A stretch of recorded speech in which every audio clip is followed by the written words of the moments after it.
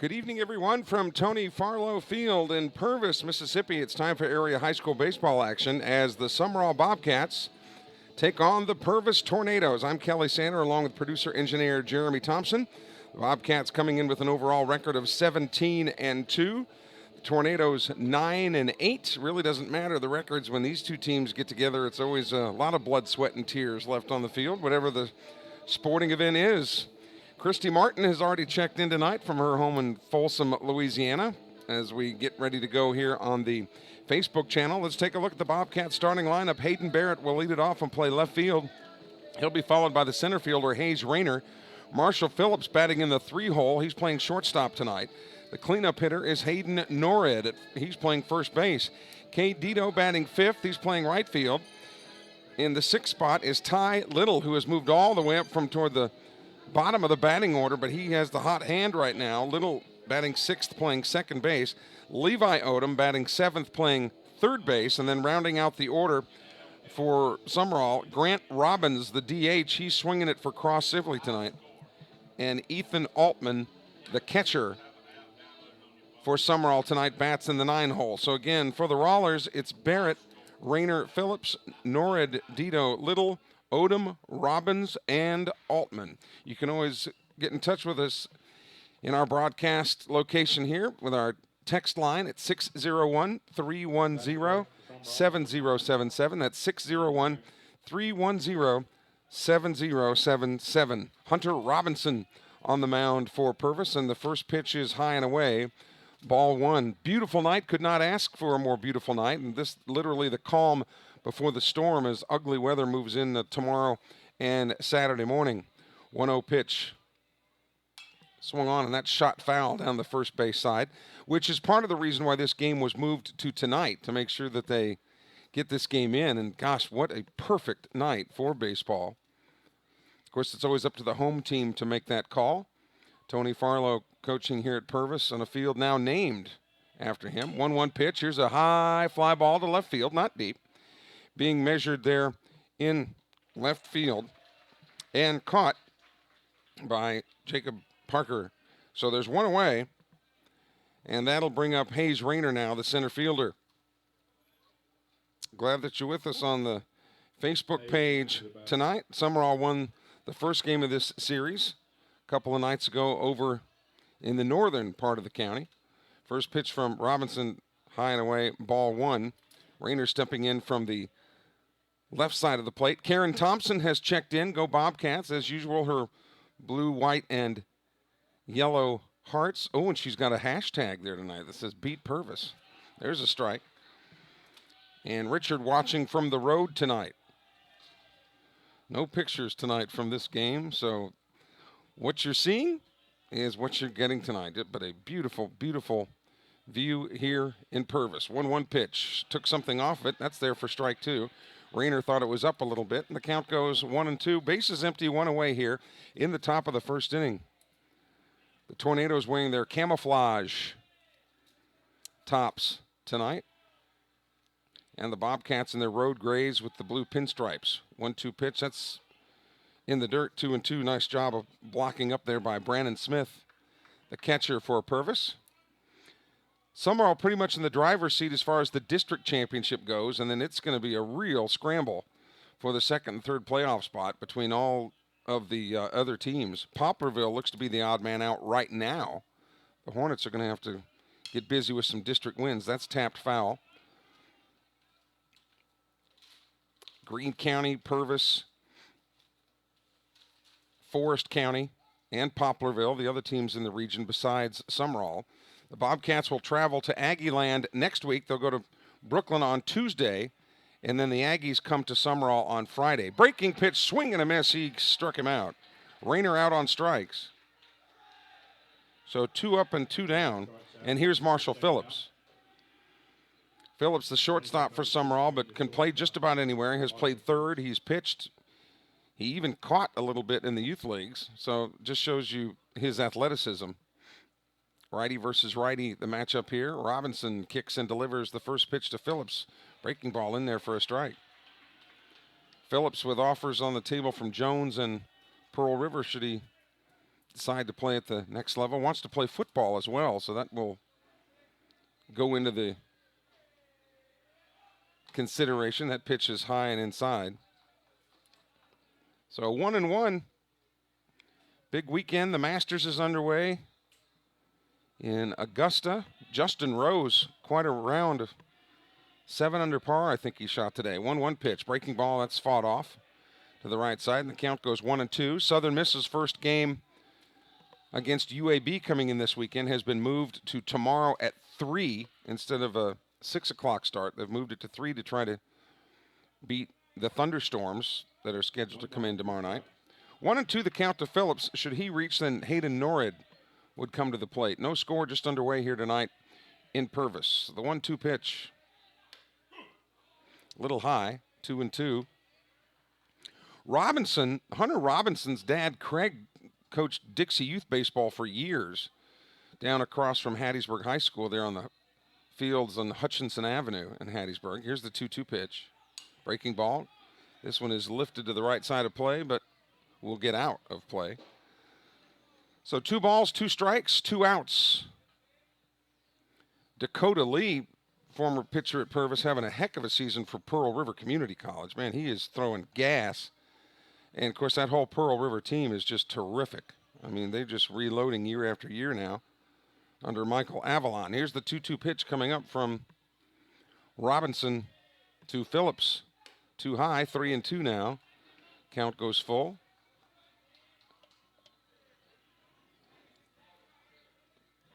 Dimensions the same down left field and right field, but the wind, at least right now, not having any effect at all. Payoff pitch, swing and a miss.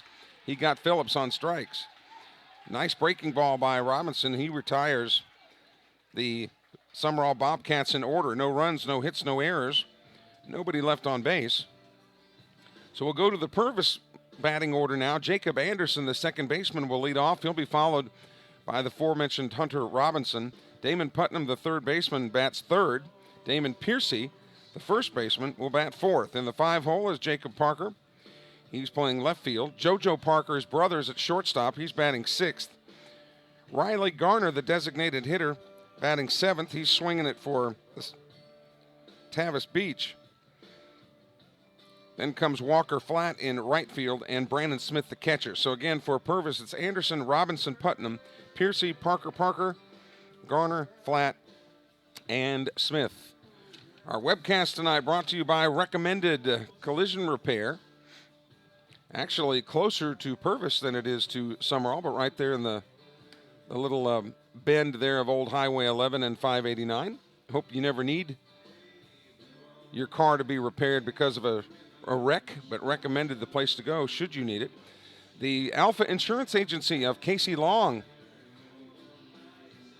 sponsors of our webcast. Red Arrow Car Wash here in pollen season. Don't forget, you get a free car wash with an oil change. A couple of new locations getting ready to open up on the Mississippi Gulf Coast of Red Arrow. And ComSouth Business Communications, in the business of communicating with businesses for about 50 years now. ComSouth, the leader in business communications. Cross Sibley on the Hill, the left-hander who is committed to Jones College, where he will be reunited with last year's Sumrall coach Larry Knight. And he's being looked at there by his first baseman Hayden Barrett, who will go to Pearl River. So those two guys will be opponents next year. Sibley will remain a Bobcat, but it'll be a Jones County variety, which I'm not sure the Jones County Bobcat is as fierce as a Lamar County Bobcat. But here's Jacob Anderson. Raymond and Truvy McRaney are watching from poolside. Now that's more like it, Raymond. I believe that. It says, go Bobcats, go. They don't ever let me jump in the pool, Jeremy. I think I flood the valley when I jump in there, so I have to go in slowly. Here's Anderson now, lefty versus righty.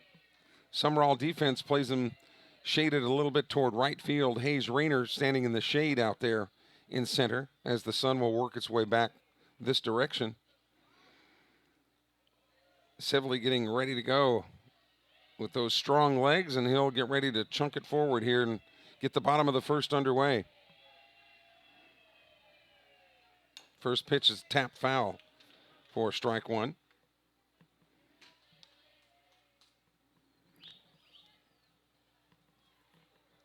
Anderson, the second baseman. Robinson will hit for himself. In that 2-hole, he's on deck. We'll set the Sumrall defense for you here in just a second. Nothing unusual. That pitch is outside. Levi Odom even with the bag at third. Marshall Phillips deep at short.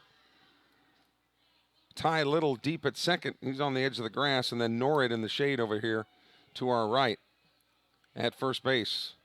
The 1-1 pitch to Anderson. That's a strike on the corner.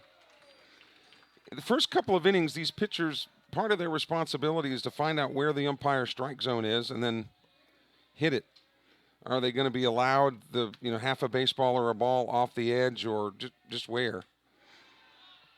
That's a breaking ball that missed high and away. 2-2 now. And as long as that umpire has that same zone for both pitchers, they ought to be able to hit those spots.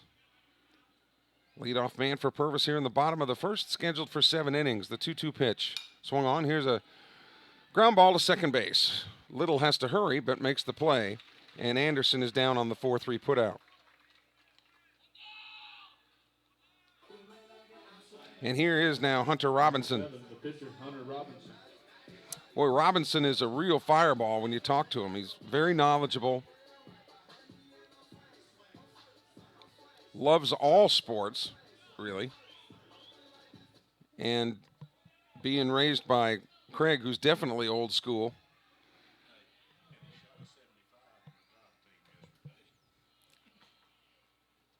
Breaking ball, beautiful pitch on the corner. Also a member of the golf team and shot 75 yesterday. Now, I did too, but mine was for 9 holes.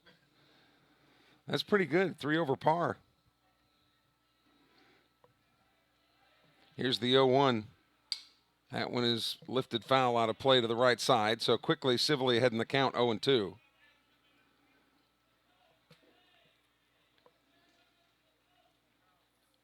The Masters, we said, underway again. But remember, they played the last Masters, I think, in like October or November. So, it's been a quick back-to-back for the pros. Here's the 0-2. Swing and a miss. He struck him out. Busted him inside with that bender. Jammed him a little bit, and here's Putnam now. Number 30, the third baseman, Damon Putnam. See that center field paint, Tony Farlow Field? They just recently named the field after Coach Farlow. First pitch from Sibley is there for a strike one. So Farlow getting ready to tap into that retirement money, huh? Here's the 0-1. Swung on. Here's a grounder to third. Odom's got it. Sets his feet and slings it across the infield for out number 3. So 3 up and 3 down for the Tornadoes. We've completed one here in Purvis. No score between the Bobcats and the Tornadoes. You're watching Sumrall Bobcat Baseball, powered by Dandy Dan's.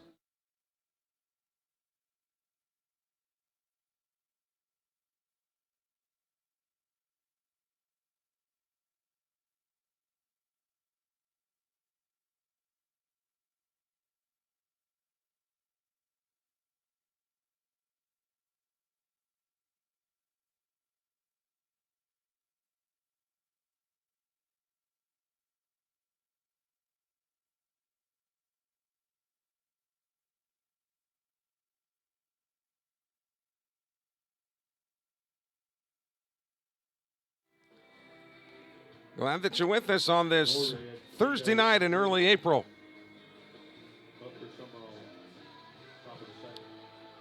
Coming to the plate for the Bobcats, Norrid, Dito, and Little in the top of the second inning. Sumrall trying to sweep this series and further solidify its number 1 seeding in the playoffs if the playoffs were to start tomorrow. Again, the only district opponent the Bobcats have to play yet are the Aggies of Forest County next week. That Poplarville game that's kind of hanging out there, Really not sure whether that game will even be played. It won't matter at this point for Sumrall, but it might matter for Poplarville. So we'll keep you posted on all the social media sites as to what's going to happen with that Poplarville game, if it will be made up. First pitch to Norwood is low, ball one. You look at this Sumrall team overall, not physically very big, but quick, fast, smart. That pitch is low. Norwood, one of the bigger dudes on the team, and he's still growing. He's probably about 6'1" now, maybe bigger. The 2-0 pitch, sitting dead red fastball. He chops this one to third. Putnam throws over to first base, and Piercy's there for the grab, and there's one away. So Norwood out on the 5-3, and here's Cade Dito now, the right fielder. Number 3, Cade Dito. Dito, who's a two-sport athlete, plays football as well. They've used him as a quarterback, a slot receiver. And now batting in the 5-hole against a rival Purvis.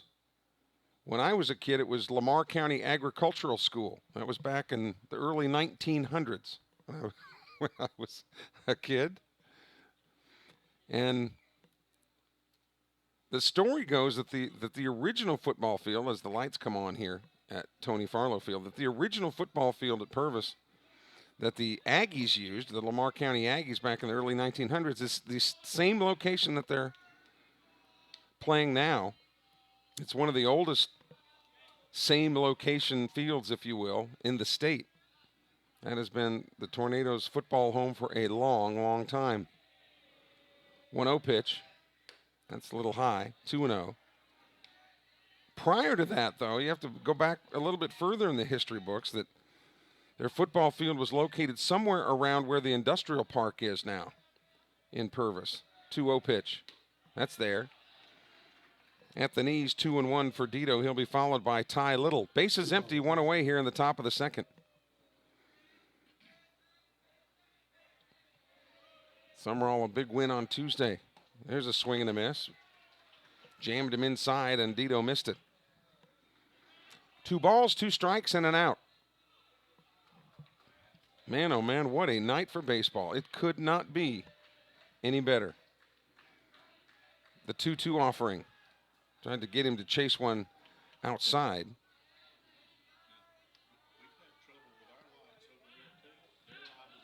Three balls and 2 strikes. Payoff pitch coming to Dito.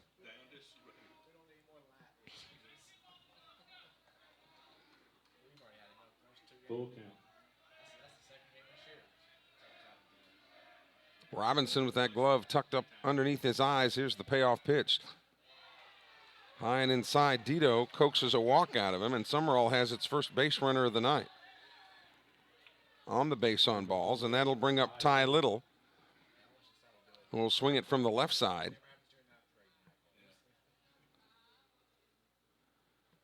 Again, Little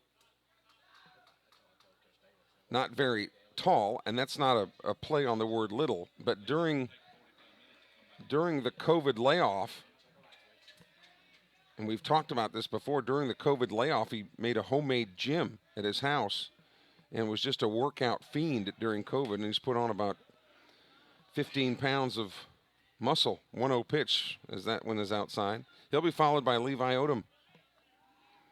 Sumrall batting in the top of the second. Throw over to first base, and Dito back in time. I've never met Damon Piercy, the first baseman for Purvis, but he's my kind of guy. He's got that flow going back there, that long 1970s kind of hair. I dig it. 1-0 pitch, swung on and fouled out of play. Little is the man with the hot hand right now. We've mentioned he's moved all the way up in the order to the 6th spot from down at the bottom. He just really struggled at the beginning of the year. But about the last week and a half, he has been on a tear. Been effectively going the opposite way when pitches are offered out that direction. Again, throw to first, and Dito almost slipped and fell there, but got back in time.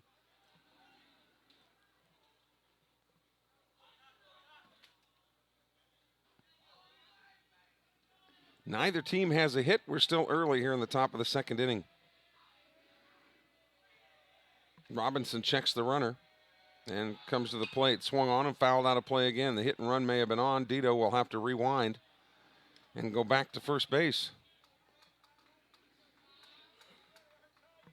Java Mo's one of our sponsors on the webcast. You don't even have to get out of your car to get that fresh cup of joe. Just go through the drive-thru. It's your favorite Java Mo's, their new location, right down the highway here on Highway 11, right across from the Pearl River Community College campus. Throw again over to first. Miss Shirley Haddix is watching tonight from her house, which of course is the parking spot for a lot of people for Sumrall home games. I mean, it's that close to the field. Again, throw over to first. Boy, they're really bothered by Dito over there.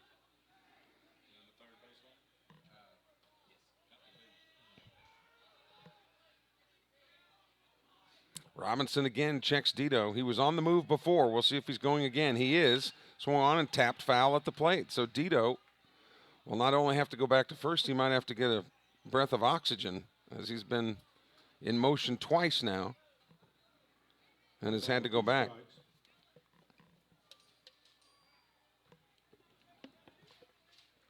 Sumrall in the third base dugout over here to our left, and the Tornadoes over here to our right in the first base dugout. Great history of great baseball in this county. That pitch is high, 2-2. It's funny, you talk to the Oak Grove people, and they were not expecting their team to be real strong this year, and all they are 16-4. So I guess it's all relative when it comes to Lamar County baseball. 2-2 pitch from Robinson. Runner going, pitches inside. The throw is off the mark. Dito is at second base.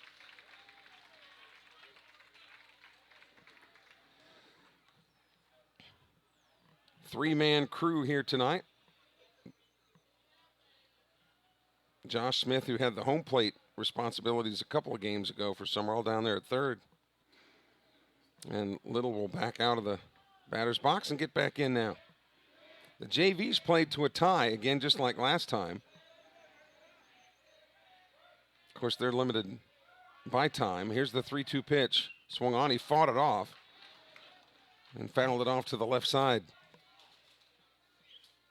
Really, there is no sun field.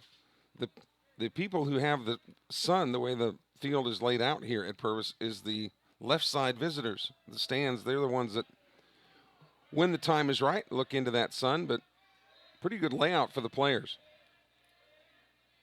Robinson again gets the sign, looking for the 3-2 payoff here. And now backs off.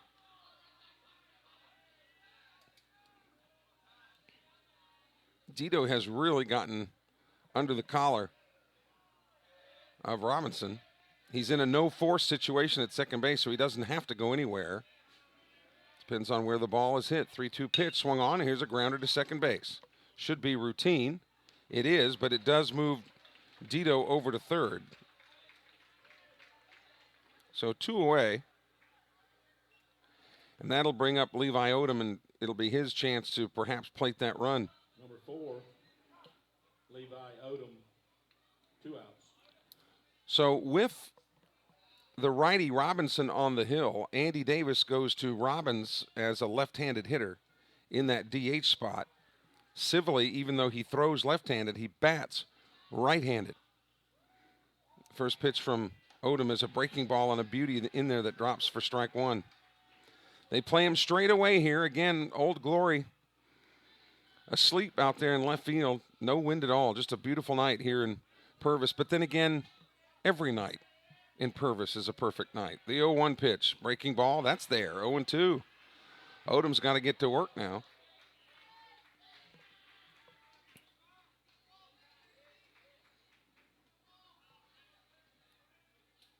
No balls and 2 strikes. Robinson quickly back to work. Trying to get him to fish outside there. 1-2. Really, the 3 original Lamar County schools, I guess you could say, of Purvis, Sumrall, and Oak Grove all have gold as part of their colors, but that's low. 2-2. Lumberton now has joined the family, but no gold in the Panthers' colors of red, white, and black. 2 balls, 2 strikes, 2 outs, no score. Top of the second inning, Sumrall's got Cade Dito at third base, 2 balls, 2 strikes, trying to get him home. 2 outs. Robbins is on deck should he be needed. 2-2 pitch. Here's a little soft pop to the pitcher. Robinson will come out and easily glove it, and that retires the side. So for the Bobcats, no runs, no hits, no errors, 1 man left on base. We go to the bottom of the second inning. We are still scoreless in Purvis. The Tornadoes come to bat in the bottom of the second when we come back in a moment.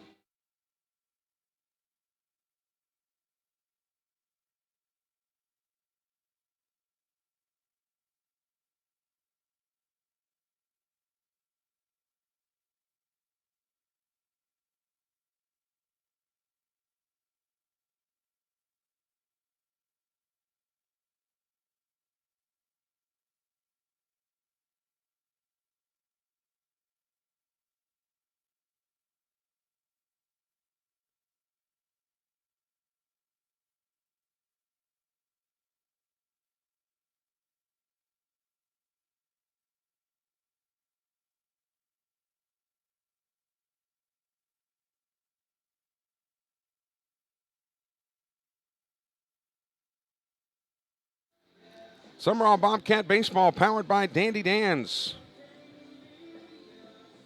As we get ready to return to play here in the bottom of the second inning, the Tornadoes and Bobcats scoreless.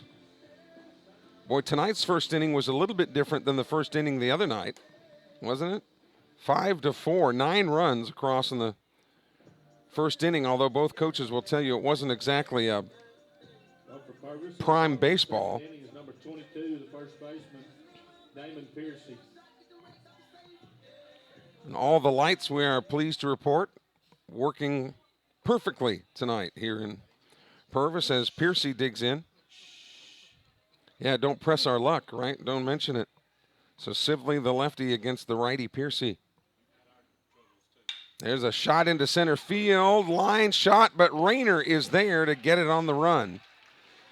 I kept waiting for that ball to drop, but it just kept sailing, and Rayner was right there to glove it for out number 1. And here comes Jacob Parker. Number 23, Jacob Parker, the left fielder. Parker playing left field. And you got a lefty-lefty matchup here, which you don't see very often. Sibley with a beautiful bender in there for strike 1.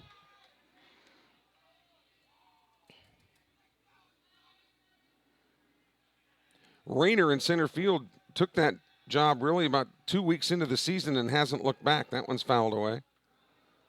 So he's made the most of his opportunities. That's really been this season for a lot of Sumrall players. You look at Jose Morales and how his stock has gone way up since getting some opportunities to pitch and really doing well. The 0-2 pitch is inside, 1-2. Parker thought it hit him, but he'll get back to work here with a 1-2 count. You could say the same of Jaron Gore. He's had opportunities and has had them pay off. Here's the 1-2 pitch coming up. Swung on. Chopper to third. Odom's got it. Throw to first. Close play. Beat it out.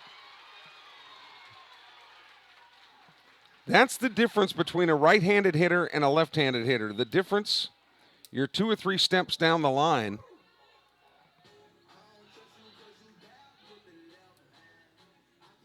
So that's ruled a hit for Parker. Levi Odom kind of nonchalant. Single, now batting number 1, Jojo Parker. Didn't see that Shortstop. Jacob Parker had that kind of speed. And now Jojo, Jacob's brother, comes to work, and this ball is tapped foul wide of first. And normally with these left-handed hitters that Purvis has got, that'd be a big advantage against right-handers. But Sibley, being a lefty, it's kind of a unique look that both of them get. 1 out, runner on first here in the bottom of the second inning. Sibley has a great pickoff move. They know that. That spinner is too high. Our next webcast is scheduled to come your way Saturday afternoon at 3 o'clock when the Bobcats host Columbia Academy. But again, Mother Nature may have something to say about that. Throw over to first. Look out. And again, that pickoff. And they'll get him in the old hot box here and tag him out. That great move that Sibley has works again, so base is empty, 2 away. And I've often wondered, if you're not stealing, why even take the chance of getting a big lead? Get the extra lead on the secondary. But it's another put out by Sibley. And meanwhile, back at the ranch, we've got a 1-1 count to Jojo Parker.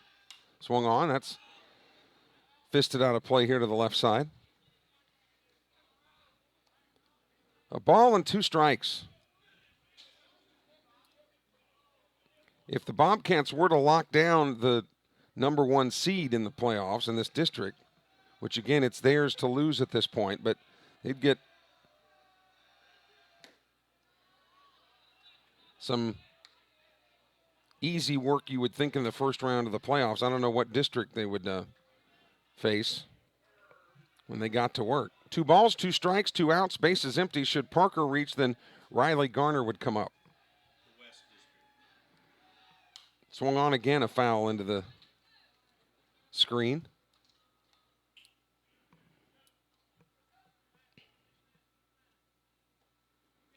Parker wearing that shin protector on his right leg there. Left-handers have a tendency to pound that ball into the ground, and I'm not sure what the name of that bone is that sticks out of the bottom of your ankle, but man, you hit that with a baseball, some kind of hurt. They play him to pull here. Swung on, and there's a shot to first. Norred will glove it himself and make the play, and that retires the side. But the Tornadoes do come up with a hit. No runs on a hit. No errors, nobody left on base. We've completed 2 here at Tony Farlow Field. We are still scoreless. You're watching Sumrall Bobcat Baseball, powered by Dandy Dan's.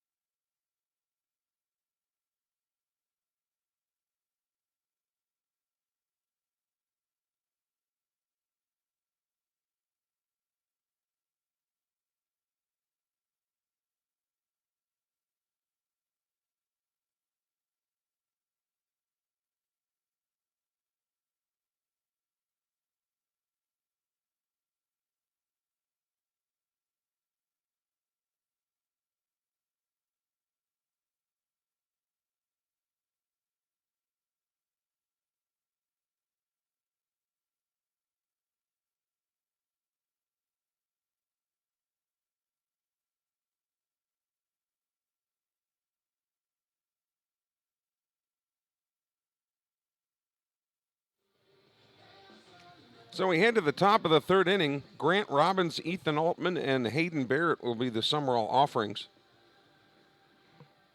That's lefty, righty, righty. To face the right-handed pitching Hunter Robinson. So here comes G2. G2 because G1 was Garrett Robbins, his older brother. Now Grant Robbins. Swing and a miss. 0-1. And then Graham Robbins, his little brother, will be G3 when he comes through the program. Robinson in control. The 0-1 pitch. That's inside. 1-1.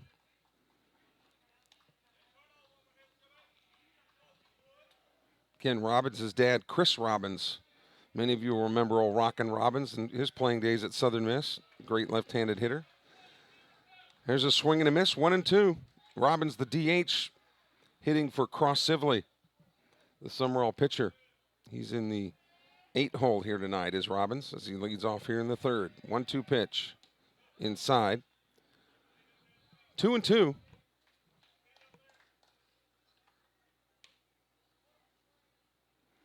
Here at the county seat of Lamar County, Purvis.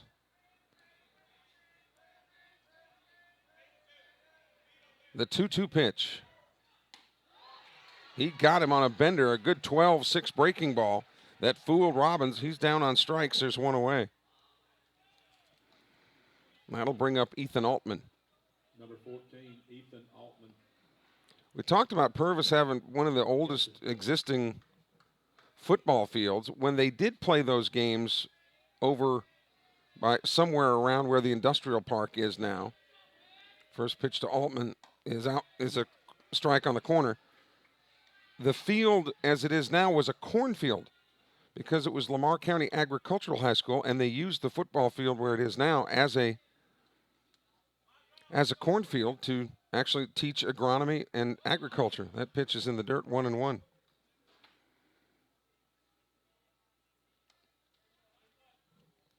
Hayden Barrett on deck with the bases empty here in the top of the third inning.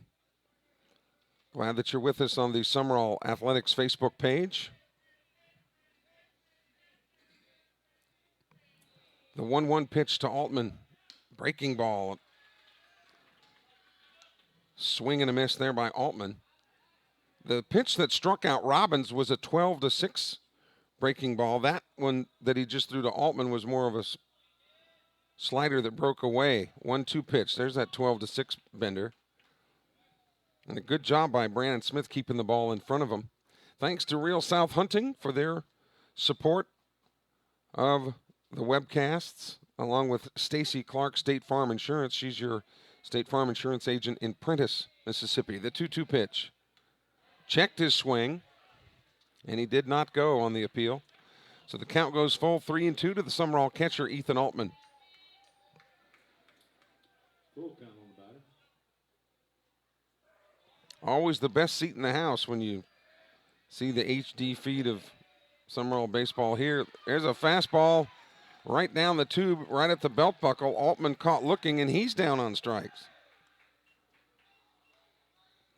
Bobcats not real aggressive tonight at the plate so far. They've struck out 4 times. And here's Barrett, who flew out to Parker in left field his first time up. Hayden Barrett, you remember his brother Hunter was the third baseman, and a great third baseman for Sumrall a couple of years ago. That pitch is outside, 1-0. Should he reach, then Hayes Rayner would come to the plate.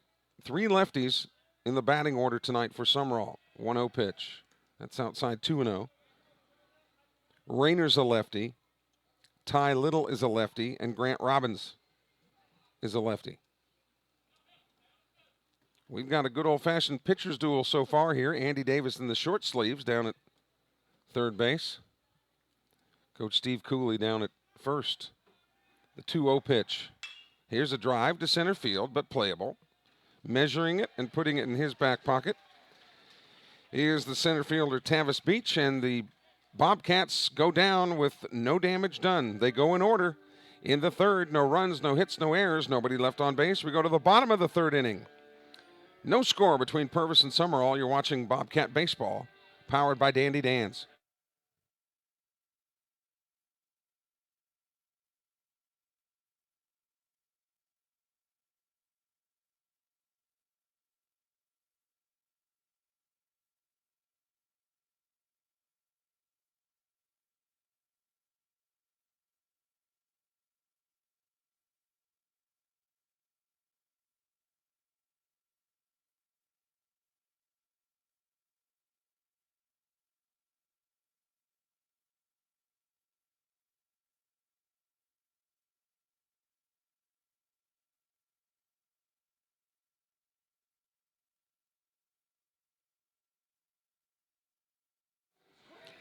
Kelly Sander with Jeremy Thompson back here on a beautiful night in Purvis.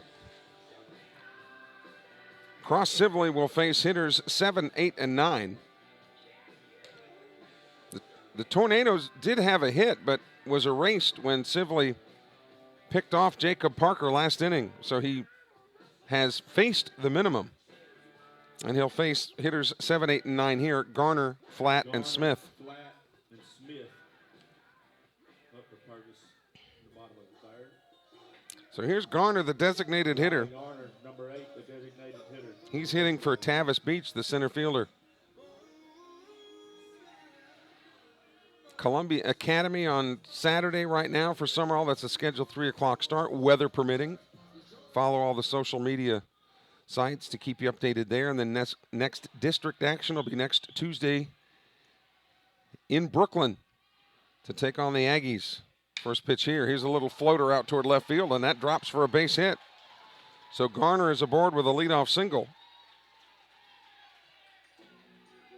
Second hit of the game for the Tornadoes. And here's Walker Flat. Riley Garner base hits for a single. Number 3, Walker Flat. The right fielder up. We'll see if they try to play small ball here. You've got Sibley, a left-handed pitcher, so if he has to field a bunt, he would have to turn all the way around to make the throw. No bunt is shown, and strike is taken. Meanwhile, Levi Odom has picked up the scent of Walker Flat over here as he moves into third. They're anticipating bunt big time here, with Flat being number 8 in the order. Throw again over to first, but wisely, Garner staying closely tethered to the bag. And again, with Sibley, the way that you get the additional lead, if you're not, is you get the secondary lead once he releases to the plate. Now bunt is shown, and another breaking ball on the corner. Beautiful pitch. 0-2 to Flat. Now, if he attempts a bunt and doesn't get it down, he's out, obviously. So he'll most likely be given the green light here. Sibley checks the runner. Comes to the plate, swing and a miss. Got him on strikes, and he got him to chase a pitch that was outside. So one away, and here's Brandon Smith, the catcher. Number 4, the catcher, Brandon Smith. 1 out. Now the debate again, whether with 1 out, you put the ball down on a bunt, or if you let the hitter swing away, thinking you don't want to, even if a bunt is successful, you've got 2 outs and put a lot of pressure then on the next man up to get a base hit. But the way both these guys are throwing tonight, 1 run might be enough. Might be. That pitch as he tries to throw that pill down the middle and missed inside 1-0. Brandon Smith followed by Jacob Anderson, the second baseman. Bottom of the third, no score between Sumrall and Purvis tonight. Sibley again looking at the runner, comes to the plate. There's a fastball on the corner.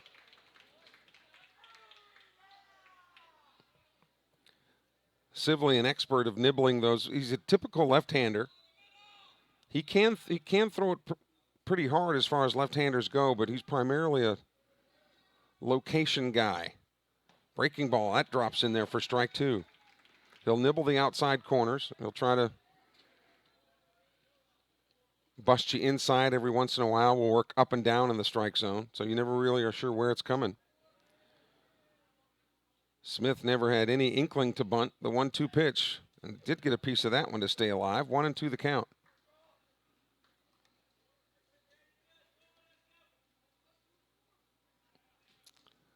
Cross Sibley, cross spelled K-R-O-S. Should ask his parents if that's a family name, because it certainly is unique. They play him to go the opposite way. Rayner shades him toward right. The 1-2 pitch. Called strike on the outside corner. Smith thought it was up a little bit. So 2 away. With Garner at first base, here's Jacob Anderson. Anderson grounded out to Little his first time up. He's 0 for 1.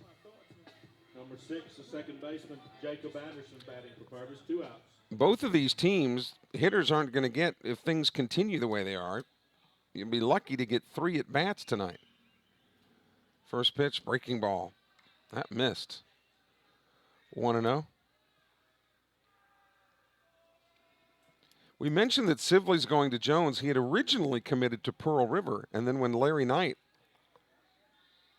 left for Jones in October, He changed his mind and went to Jones. Here's a chopper toward third. Odom's got it. His only play is at first. And he makes that play to retire the side. No runs, 1 hit, no errors. 1 man left on base. We go to the top of the 4th inning. Still no score after 3 complete in Purvis. This is Sumrall Bobcat Baseball, powered by Dandy Dan's.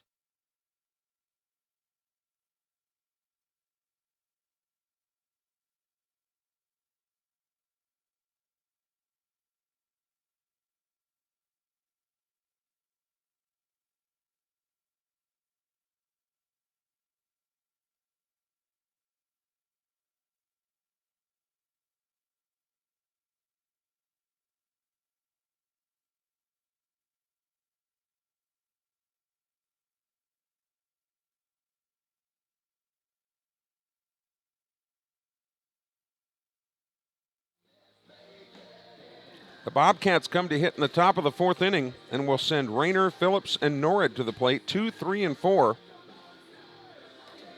to face Hunter Robinson, who has struck out 4 of the Bobcats. Meanwhile, Cross Sibley has struck out 4 of the Tornadoes.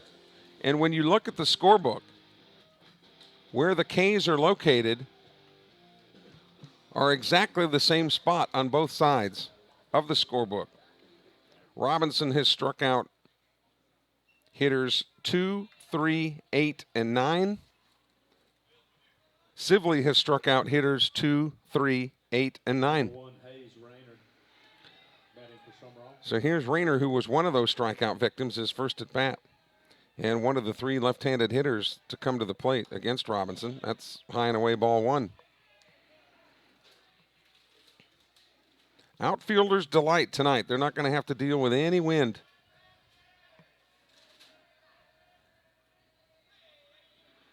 The 1-0 pitch, that's inside.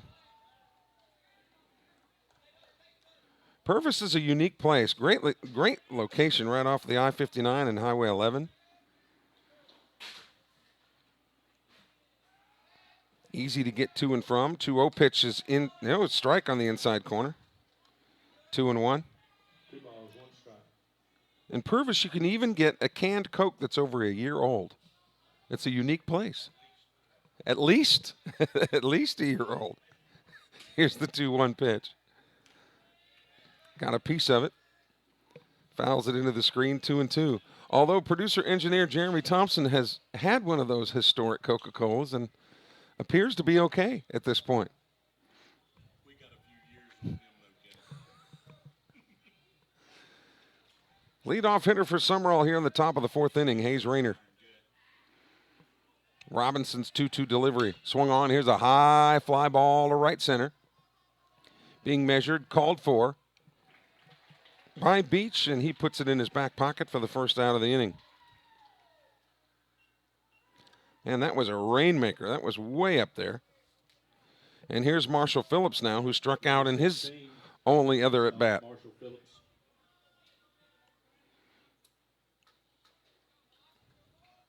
ain't known to dine who his daddy is. Pretty marked him good. First pitch to him is outside, ball 1. Perry and Elena Phillips, his parents. Actually, his brothers, all of the brothers were named after a county in the state of Mississippi. 1-0 pitch. And Marshall's a county too, isn't it? Yeah. Perry Phillips' dad is Uncle Forrest, the late Forrest Phillips, who was such a great ambassador for youth sports, tragically killed in that automobile accident last year after coming home from refereeing a basketball game. 2-0 pitch hits him right in the middle of the back. So Phillips is aboard on the plunk. Number 12, Hayden Norred. And here's Norred now, who grounded to third his first time up.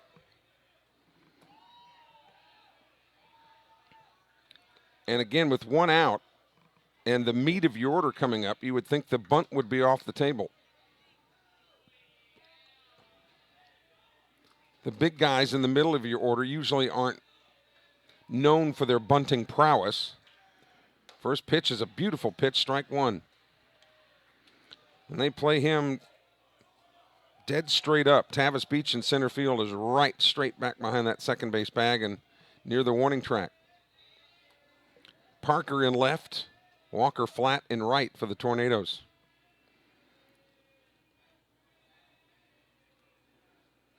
Robinson taking a lot of time here and now steps off of the rubber. I was wondering who was going to win that waiting contest. Was Norwood going to ask for time or Robinson step off? And that's exactly what he did. 0-1 to Hayden Norwood with Cade Dito on deck as Sumrall bats here in the fourth in this scoreless ball game. Pitch out, throw to second base, and he is out at second. They guessed right. Runners out at second base for out number 2. They called a form of a pitch out, but instead of pitching out, they pitched up. That allowed Brandon Smith to come up out of his crouch and practically be in the throwing position once he received that ball. Great play by the Tornadoes. 1 ball, 1 strike. Base is empty, 2 away. The 1-1 pitch outside. 2-1 to Norwood.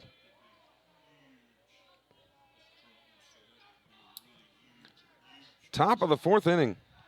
The Bobcats are still looking for their first hit.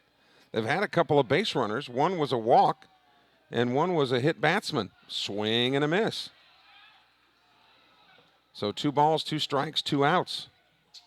The Bobcats' only losses this year was to 6A South Panola and private school powerhouse Madison Ridgeland Academy. That's it. Nobody else has been able to figure out the Bobcats, but the Tornadoes have got them on the ropes here. 2-2 pitch. I say on the ropes. The game is scoreless, but. And Robinson, the ace for Purvis, Sibley, the ace for Sumrall. So you got the 2 best in the business for their respective schools dueling here at Tony Farlow Field. Here's the 2-2 pitch. Look out. And that clunked him in the helmet. That's the second hit batsman of the inning. But there are 2 outs. And here's Cade Dito, who walked in his only other at bat. The right fielder. Tony Farlow, the longtime coach at Purvis, you ever asked him, what his favorite sport was or things that he liked to watch on TV? NASCAR. He's a big NASCAR guy. And took a lot of ribbing when he would admit that Jeff Gordon was his favorite. That pitch gets away from Smith, and Norwood will waltz down to second base, so he's there with 2 outs.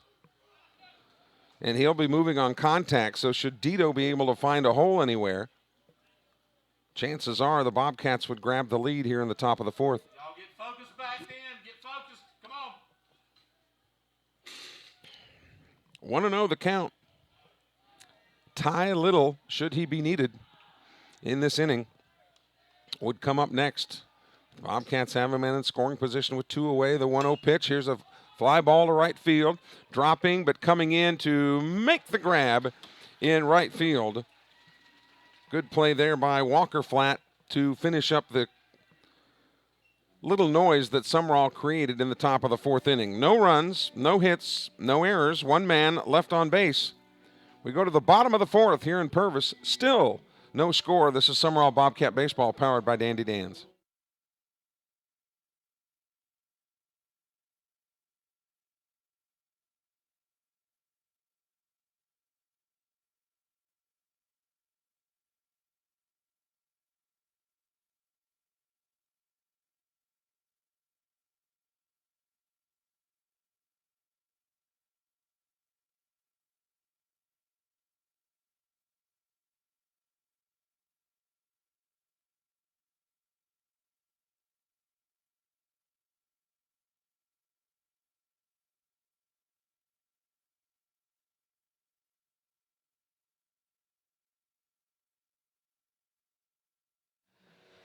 Sumrall Bobcat Baseball powered by Dandy Dan's with 2 locations to serve you, one in Bellevue and one in Sumrall. Open early every morning to make sure you get that fresh variety of coffee flavors, also a variety of different fuels to fuel your vehicles, whether they're recreational or your business vehicles. They're watching in Melby tonight, and they say it's about time to say aloha on the steel guitar. I'll second that.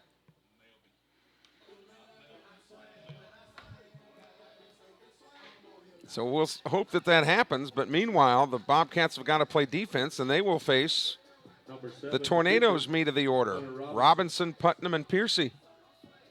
Coach Davis's parents are watching from Smith County tonight. They say, let's go Bobcats up there in T-ville.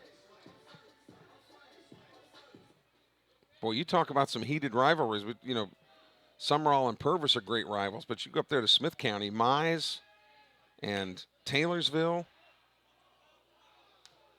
And Raleigh, you throw them in the mix. And you talking about a rivalry now. First pitch to Robinson is high and outside. 1-0 pitch. Again, high and outside. So Sibley behind in the count here, 2-0, and he wants some fresh leather. You got Levi Odom at third, Marshall Phillips at short, Ty Little at second, Hayden Norwood at first, and the outfield left to right, Barrett, Rayner, and Dito. Here's the 2-0 pitch. That's a foul right into the screen. And I mean, if that screen wasn't there, I'd have taken that one right in the teeth. That was right there. Cooper Thompson says the Bobcats need to get something going. Is he kin to you, Jeremy? Different Thompson? Well, Cooper, glad to have you along. Here's the 2-1 pitch. Swung on. That one's fouled out of play to the right side. So after Sibley falls behind 2-0, he evens up the count to Robinson, 2-2. Robinson was a strikeout victim in his only other at bat. Purvis batting in the bottom of the fourth inning. We're still scoreless. The Bobcats are hitless. Here's the 2-2. Breaking ball, swept it foul, and that one got into the Sumrall dugout. Boy, that Sumrall dugout is stuffed full of Bobcats. I mean, there's no room for anybody else in there. The 2-2 pitch coming. Sibley from the full wind. Kicks and delivers. Swung on. Here's a little chopper towards second. This could be a tough play. Little cannot come up with it. And I'm not sure, honestly, if he'd have gotten there, if they'd have been able to get him anyway. So that's ruled an infield hit. Robinson aboard with a lead-off single here in the fourth. Robinson base hits for a single, number 30. Damon Putnam, the third baseman, now batting. Cooper Thompson says, Jeremy, that you guys are kin somewhere. You'll have to go to genealogy.com or whatever and figure that one out. All right, now you've got your number 3 hitter in Damon Putnam, the third baseman. Do you take the bat out of the hands and have him bunt? And he did not show bunt there. He takes a breaking ball for strike one. Meanwhile, Odom is in on the natural grass at third. He is thinking that the Tornadoes may bunt here. But again, it's the number 3 man in the order. So do you take the bat out of his hands? Throw again over to first base. The Tornadoes learned earlier tonight when Jacob Parker was picked off. It seems like Sibley, every time he pitches, picks off at least one at first. And there's been a couple games where he's picked off guys at second as well. So he rarely gives up a lot of hits, but when he does, he gets them back via the tag out. Runner going. Strike at the plate. Throw to second is not in time. A stolen base for Robinson. There you see his athleticism. He's at second with nobody out. But the big news about that strike at the plate for Putnam is now he's in an 0-2 hole.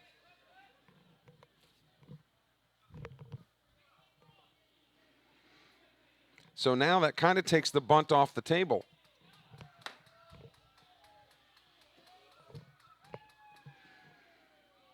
Sibley checks the runner at second and comes home. Swing and a miss. He got him on strikes. So with that strikeout, there's one away, and here comes Piercy. Strike number 1 brings up number 22, Damon Piercy, the So really it's 6 of one, half dozen of another, because had they bunted on the sacrifice, the runner would have been at second and Putnam would have been out on the bunt. So it all worked out the same. Runner at second with 1 out. Breaking ball, swing and a miss. A big sweeping bender that Piercy was out ahead of. Civilly ahead in the count now, 0-1. Jacob Parker, the left fielder. Boy, he's a good-looking athlete, that Parker kid. Both of them are. He's playing left field tonight. Civilly peers in at Ethan Altman, who's handling the chores behind the plate tonight. Breaking ball missed. A ball and a strike. Right behind us is Highway 11. You go south, you go to Lumberton. Go north, you go to South Hattiesburg exit on I-59.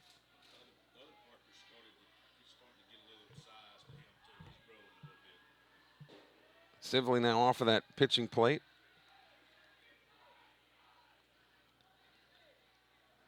Purvis making a little noise here in the bottom of the fourth of this scoreless game. Robinson, who can fly, is at second base. So any base hit you'd think would be enough to get him home. Civilly comes to the plate, breaking ball, tried to drop it in there, but it was low. 2-1. Boy, Damon Piercy is a 8-cylinder model. I mean, this guy is, he is a big dude. Swinging it from the right side, and of course he's your cleanup hitter, so no surprise really. Civilly taking a lot of time here as they measure him up. They know how well Robinson can run. And Robinson, the quarterback for Purvis High School? I thought he was the football quarterback.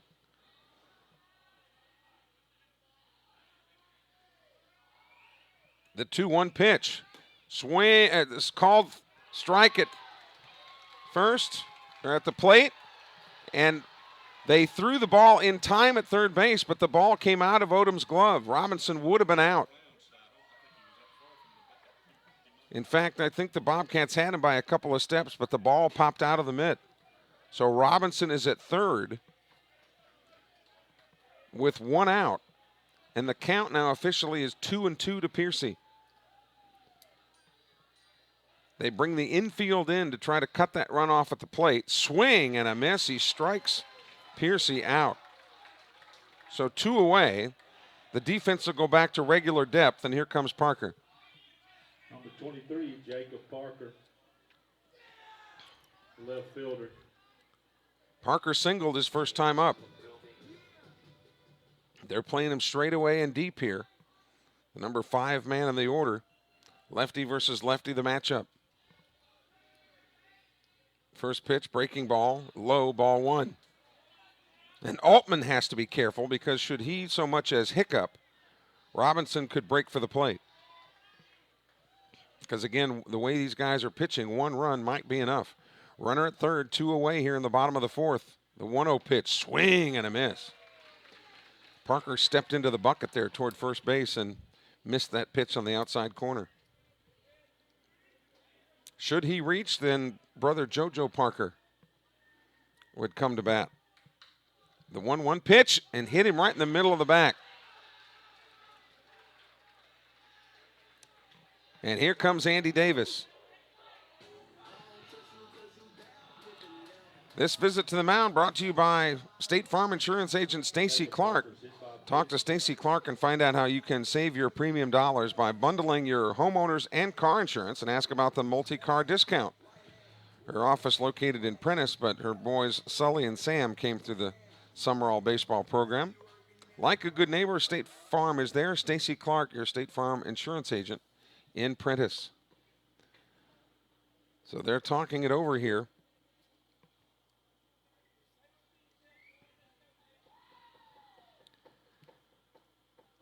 Up until that point, Civilly had not walked anybody or allowed anybody a free pass.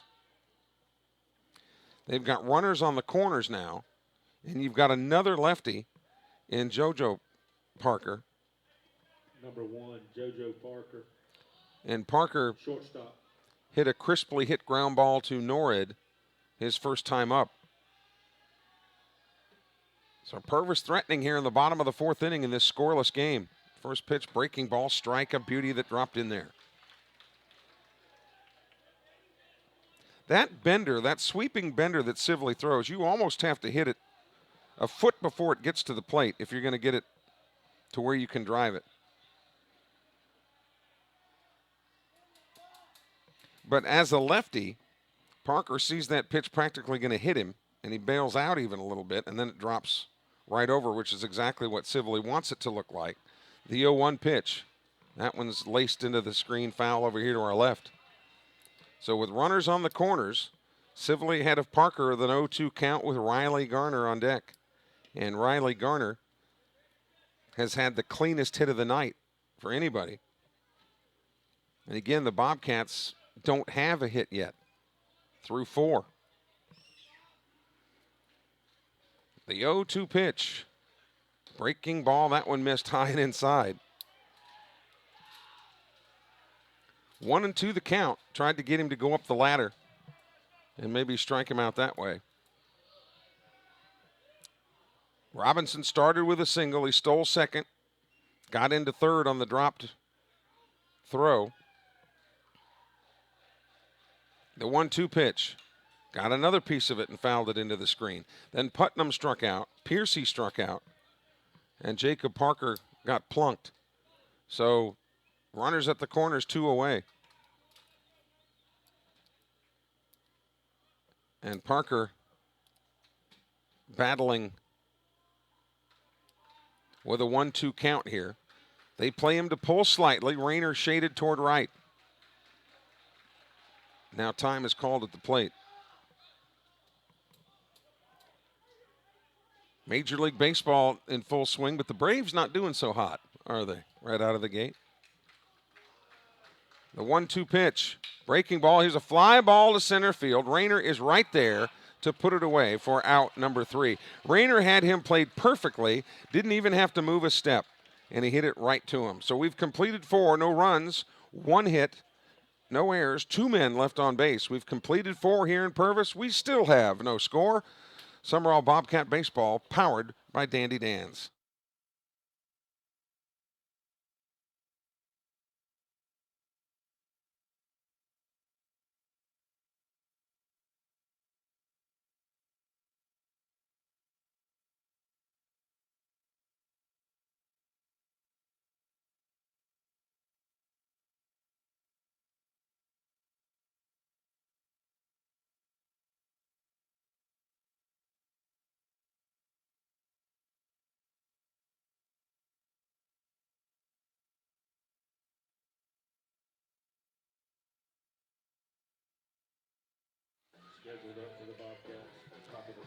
Well, as we go to the top of the 5th inning, Ty Little, Levi Odom, and Grant Robbins are the scheduled hitters. The good news is the Bobcats are tied in this game. The bad news is they haven't been able to muster so much as a hit.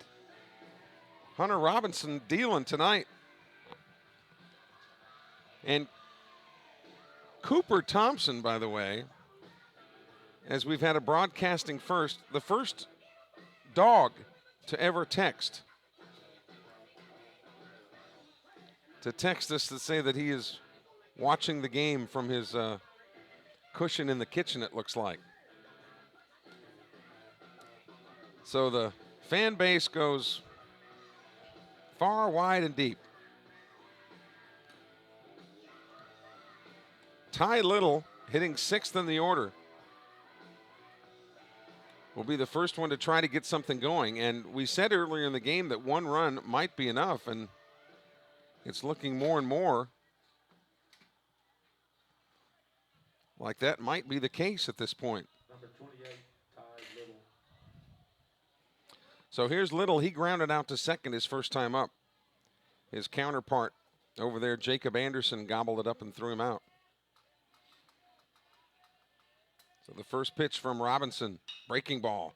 Little looper out towards center field. Measuring that one and making the catch in center is Tavis Beach for out number 1. So 1 pitch, 1 out.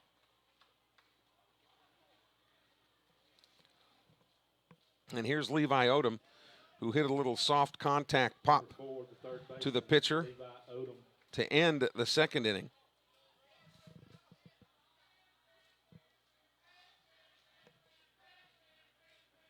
Righty versus righty here. They play him straight away.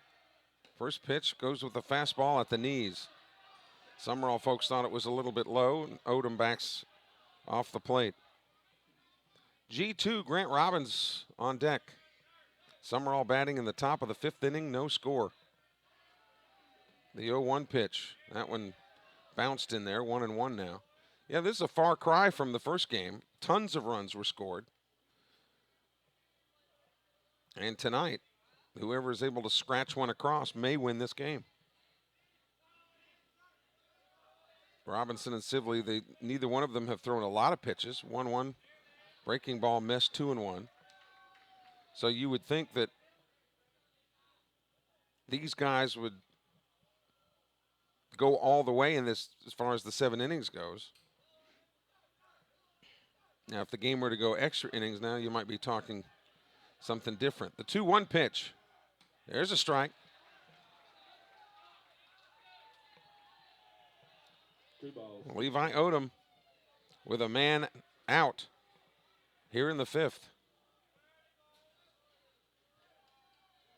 The 2-2 pitch. Oh my goodness, a fastball right down the right side of the plate. Rings up Odom. There's 2 away. And here's Strikes out for the second out. G2, Number Grant 12, Robbins, Grant Robbins. who struck out looking his first time up. Hitter.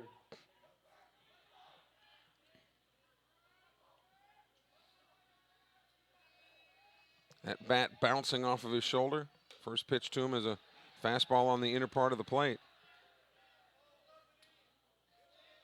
Steve Cooley thought that pitch was up and comes down a little bit from the first baseline, and the umpire is telling him to get back into the coach's box. I will say this. I mean, the umpire's got a charitable strike zone, but if you're a hitter, you got to hit the ball, put the ball in play. Here's the 0-1, breaking ball outside, 1-1. The thing that drives me nuts, the only thing that ever drives me nuts about baseball is when an umpire has a tight strike zone and nobody is swinging and it's just a walk fest. Nobody pays to see that. 1-1 pitches outside, 2-1 to Robbins. Base is empty, 2 away here in the 5th. Ethan Altman on deck. 2 balls, 1 strike. Glad to be with you on this Thursday night, which was supposed to be a Friday night. But man, it is perfect. 2-1 pitch, there's a strike on the corner, 2-2. Robbins thought that was in. You can tell by the hand on the hip he was a little bit disgusted at that call.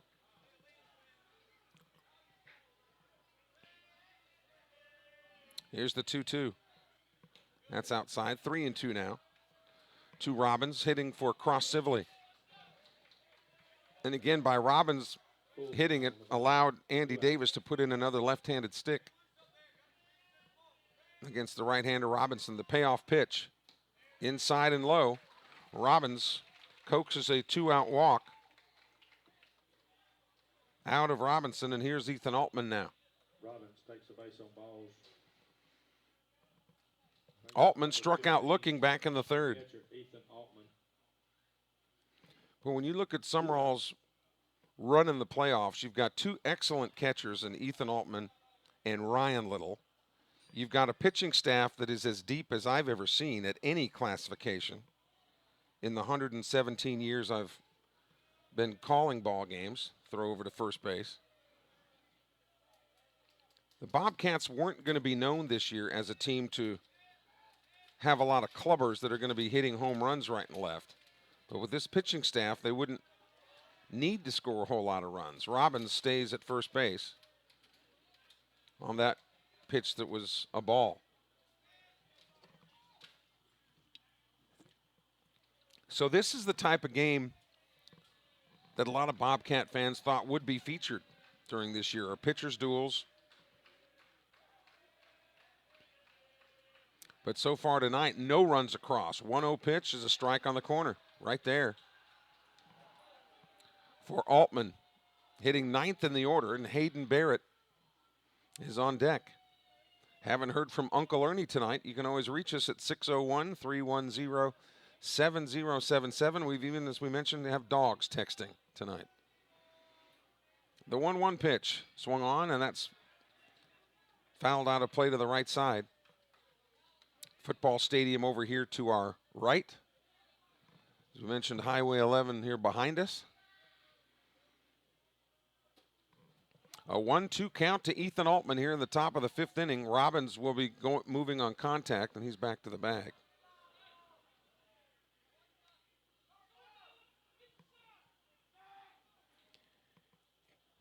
Andy Davis wanting to make sure that Robbins has got the sign over there at first base, so might the Bobcats have something going here? We'll see.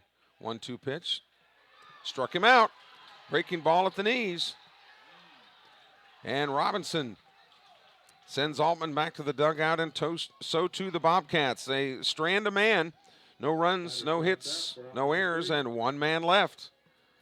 We go to the bottom of the 5th inning. Cross Sibley will face hitters 7, 8, and 9 when we return in a moment. This is Sumrall Bobcat Baseball powered by Dandy Dan's.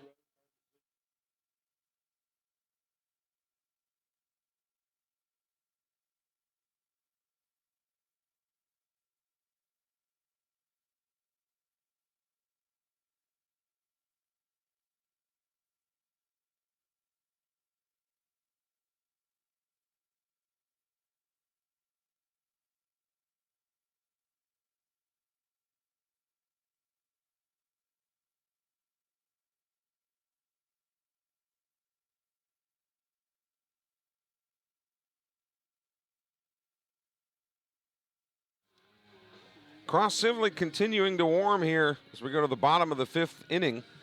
We're on the Facebook page tonight. A lot of you commenting there. Ginger Hogan Berry. Now, you know to be texting our press box line where we can give you a shout out. 601-310-7077. She's a fan of all types of felines, the Sumrall Bobcats and the East Mississippi Lions, where they lion up. And Scooby, you know, they've got a Subway now. You know you're moving up the ladder. And Smith scheduled up for Purvis. The bottom of the 5th. An old Scuba Tech there at East Mississippi with Zane and the rest of his Bobcat teammates up there. Halen Sanford among them. Designated hitter, Riley Garner. So here's Riley Garner, who singled in his first at bat. Bottom of the 5th. The Tornadoes have 3 hits. And the Bobcats, no hits. The Tornadoes got a hit in the 2nd, a hit in the 3rd, and 1 more in the 4th. Breaking ball fooled him. Strike 1. Walker Flat, the right fielder, on deck. Great baseball game here tonight. Now, see, these are the types of games that I like. I know I'm kind of a fossil as far as that goes. A lot of people like bunch of runs scored and things like that. I don't. I like where a good pitcher's duel where 1 run could make a difference, a lot of strategy involved. 1-1 pitch to Garner. That's too high. 2-1. I'm trying to get a look down into the Sumrall bullpen down here to our left, and it might be Norred loosening. Or Phillips. Here's the 2-1 pitch. Swing and a miss. That was kind of a last-second decision there by Garner and didn't get the swing on it that he'd like. Garner, the leadoff hitter in the 5th. The 2-2 pitch. Breaking ball caught the corner. And Garner is out on strikes. 1 away. Number 3, the right fielder, Walker Flat. That's the 7th strikeout for Sibley. Struck out 2 in the 1st, 2 in the 3rd, 2 in the 4th, and now 1 more here in the 5th. And Walker Flat was one of those strikeout victims back in the 3rd inning. First pitch to him, shows bunt, pops it up. Altman coming back toward the screen and in and out of his glove. And he went head first into the brick wall over here, and his helmet was coming off as he was going into the screen. We'll see if we can maybe just get enough of a view over here in the corner. You can see him down there. He's being tended to. Again, he made a terrific effort to get over, and at the time he was sliding, the helmet was on. But as he got to the wall, the helmet was sliding off of his head, and his head might have made contact. But now he's sitting up and down, sitting up, now laying back down. Man, that was a scary, scary moment. And now they're working on that left leg. They've got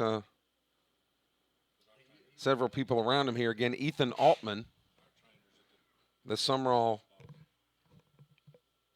catcher, sliding into, there's that brick area around home plate, and then the netting starts about 2 feet up. Give a hand for that young man, please. And Ethan Altman, a scary moment turns out to, I'm glad that's the way that ended, because when that helmet was coming off, he might have been able to do a shoulder roll at the last minute, and they're going to make sure that if they hold up 2 fingers, Altman says there's 2 fingers up. Now the training staff making sure that he has full mobility.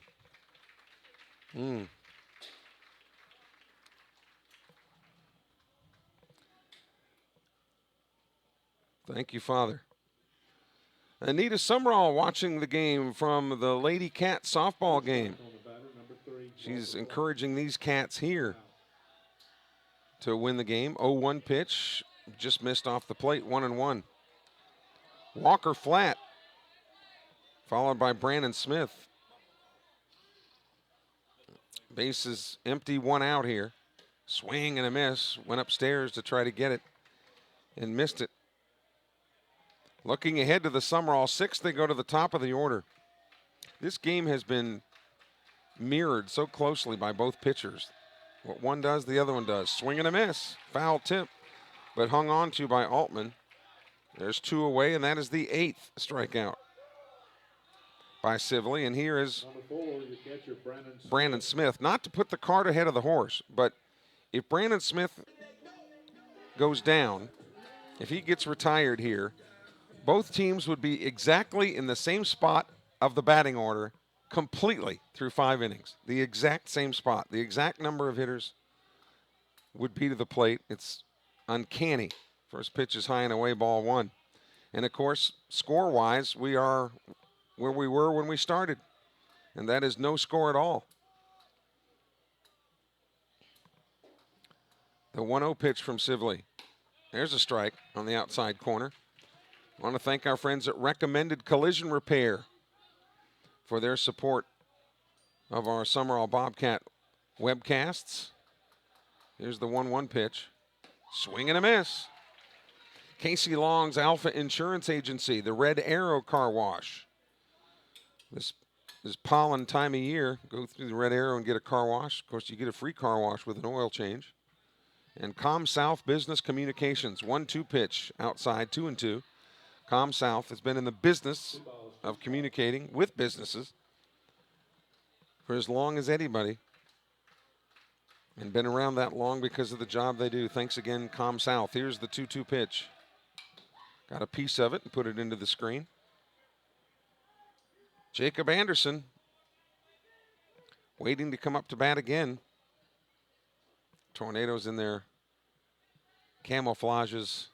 And I never really knew the origination of the camouflage jersey. I'm not sure. I think it was probably originally a tribute to the troops back when it started, but teams have really gravitated to that design. 2-2 pitch misses inside. The count goes full now at 3-2. Full count on the batter. 2 outs. We talked about Southern Miss's game 1 of the 4-game set with UAB being moved up from 6 o'clock to 3 o'clock tomorrow afternoon to try to get ahead of the thunderstorms that are expected in. Here's the 3-2 pitch. Strike, fastball on the outside corner. And down he goes. So Sibley strikes out the side. That is 9 strikeouts. No runs, no hits, no errors. Nobody left on base. And as we said before, both teams are exactly in the same spot in the order. After 5 innings of play, we still have no score. We go to the top of the 6th and the top of the order for the Bobcats when we return. This is Sumrall Bobcat Baseball powered by Dandy Dan's.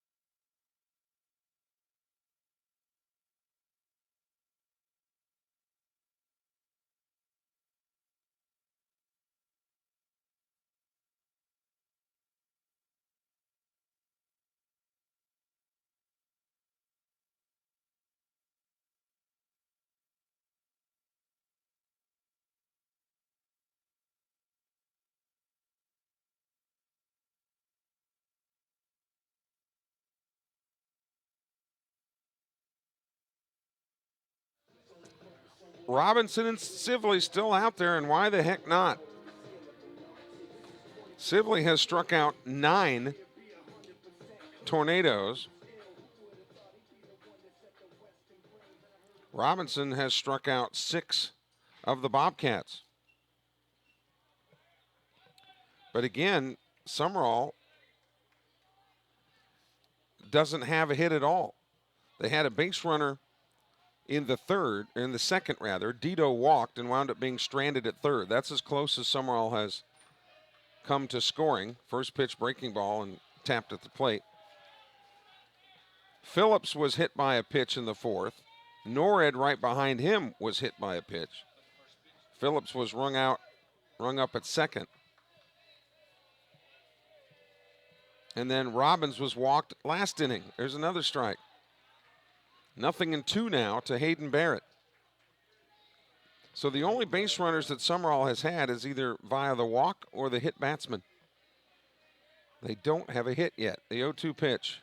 Here's a high fly ball, not deep. And moving to his right to make the catch is Tavis Beach. 1 up and 1 down. Barrett has put the bat on the ball all 3 times, but has nothing to show for it. And now here's Hayes Rayner, who has struck out and popped to center, or flown to center. Sumrall batting in the top of the 6th. We're scheduled for 7, but this thing might go on all night. The way these 2 guys are pitching. Rayner fouls that one into the screen.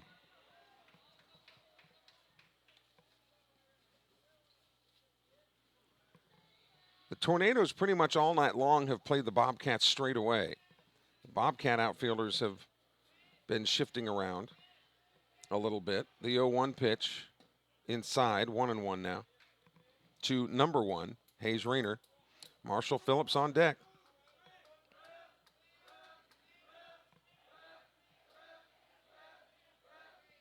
Hunter Robinson has a single, and Jacob Parker has a single.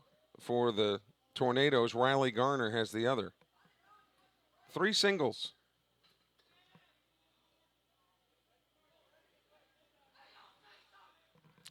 Two balls and a strike to Hayes Rayner, as the Bobcats still looking for their first hit. And there's a fastball at the belt buckle, 2-2. See, the Sumrall fans are calling that high. A strike zone is supposed to be from below the chest to the knees, and umpires have gotten so tight over the years, swing and a miss, down he goes, that fans aren't willing to give, since the umpires have not been giving anything above the belt buckle, fans think that that's not a strike, when according to the rule book it is. So 2 up and 2 down, and here's Marshall Phillips now. He's struck out, and we mentioned he was hit by a pitch his last time up. Oh, Robinson is dealing, swing and a miss. No runs, no hits, no errors for Sumrall. No runs, 3 hits, no errors for the Tornadoes. The 0-1, there's the fastball, and that's in there for a strike. So he fooled Phillips on the spinner and then fooled him there on the fastball. So he's seen those two pitches. Here's the 0-2. Breaking ball outside. Should Phillips find a way on, then Nora would come up here in the top of the 6th inning. Robinson has been stealth-like in his performance tonight. The 1-2 pitch. Swung on. This is a rainmaker to shortstop. Jojo Parker, and then Robinson backed away. Parker looked like he was going to make the catch, then it was right there by the pitcher's mound and drops. Now, even though that ball wasn't touched, you can rule it an error. But we'll see, because that ball's got to be caught. So it looks like an error will be charged. Not sure whether it'll be Parker or Robinson, but an error is charged here. And Phillips is aboard. Breaking ball is high, ball 1. Usually coaches don't ever want the pitcher to make that play, but the second baseman never came in. Anderson never came in, but it looked like he thought that Jojo Parker had complete control of that pop-up. 1-0 pitch. Outside, 2-0. And you have to see now if this ruffles the feathers of Robinson a little bit. And he looks a little bit concerned, and here comes the skipper. Tony Farlow saw it too from the dugout. And he'll want to settle his pitcher down a little bit here.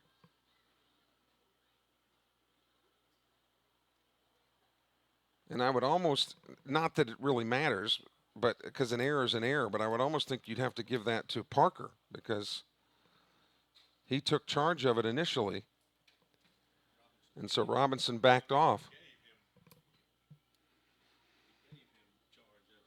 So very few people have been around and have done it as good as Tony Farlow. And he saw exactly what I saw.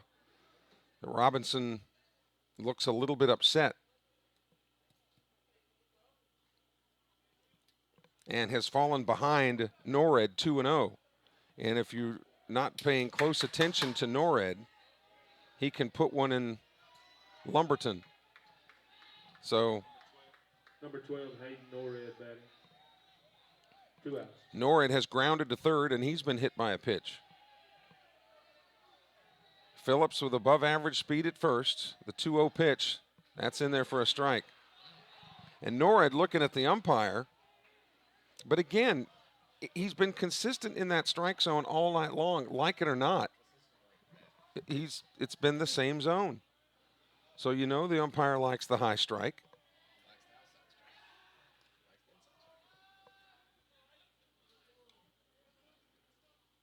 Robinson, the throw over to first base now to keep Phillips close.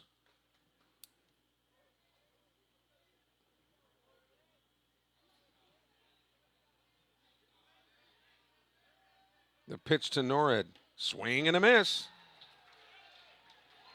2 balls, 2 strikes, 2 outs. 2 balls, 2 strikes. You have to wonder if Andy Davis may start Marshall Phillips and try to create something at second base to where a base hit would score him. We'll see.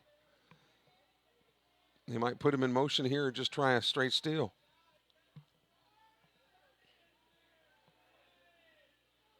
Phillips is going. Swung on, and this is popped to the right side. It will get out of play. So, boy, old Coach Sander guessing right tonight. Phillips was on the move, and I like that. I like that call, trying to make something happen in a game where the bats have just been a little bit enigmatic tonight. How do you like that word, Jeremy? Enigmatic, meaning being, that's correct. That's right. Not having any results, not.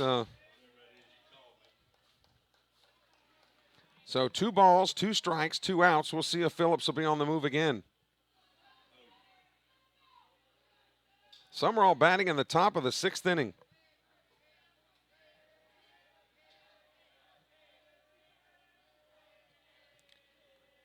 Phillips going again. 2-2 pitch, and again fought off to the right side. So he'll go back again. Here's where those, you wonder why in football those 40-yard dashes that they keep doing all the time come in handy. Well, in plays like this. In a perfect world, Phillips would be on the move and Norwood could find a gap somewhere that would just keep Phillips on the move and potentially get him home with 2 outs. As we are scoreless here in the top of the 6th. And now Robinson off of the pitching plate. Boy, it's a shame that either one of these pitchers may have to walk away from this game without a win. The 2-2 swung on. Shortstop's got it. Parker, great play. Throw to first, and they get Norwood out. What a play by Jojo Parker. That ball was sharply hit and had to field it on the short hop. He did it and throws Norwood out. So nothing across for the Bobcats in the top of the 6th. No runs, no hits. There was 1 error and 1 man left on base. We go to the bottom of the 6th. Cross Sibley will face the top of the Purvis order when we return. This is Sumrall Bobcat Baseball powered by Dandy Dan's.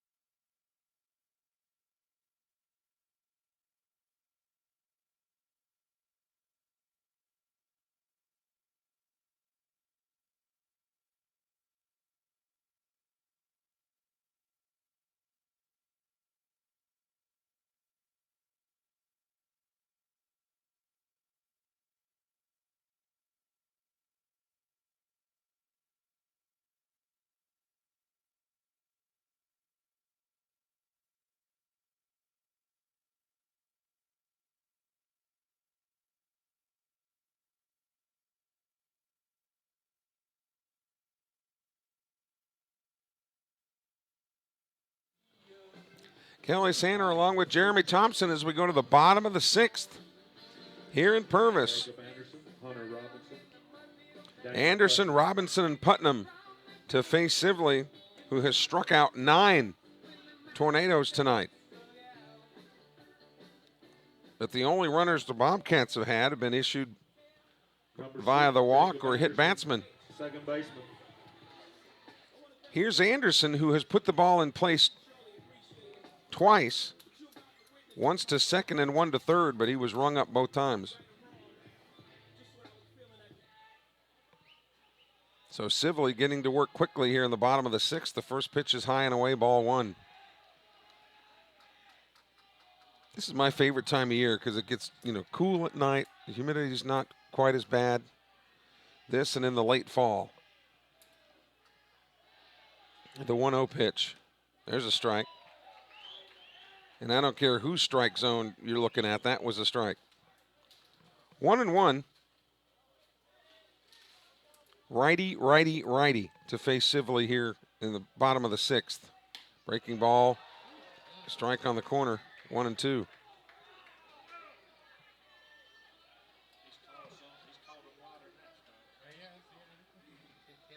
Sibley from the full windup gets the sign, kicks and delivers.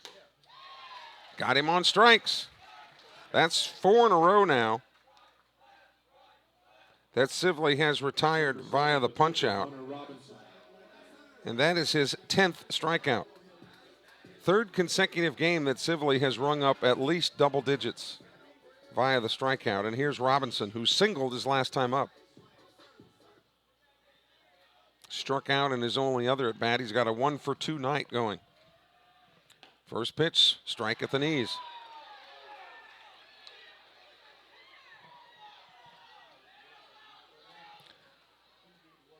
Here's the 0-1. Swing and a miss. And again, I know that you hear both fan bases kind of yapping at the umpire at different times during the night, but the strike zone has been pretty consistent. 0-2 pitch. Here's a drive to center field, but Rayner waits on it and has it for out number 2.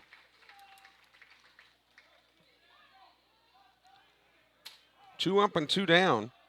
Number 30, Damon Putnam, the third baseman. Sibley now has retired 7 in a row.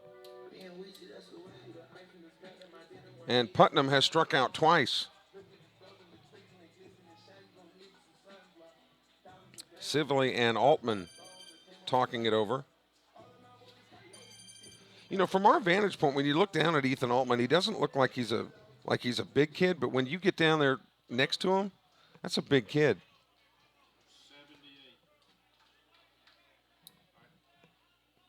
78. And Sibley cleaning off the cleats.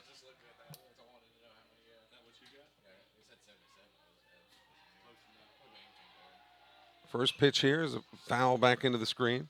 Is that the pitches? Sibley now at 79 pitches.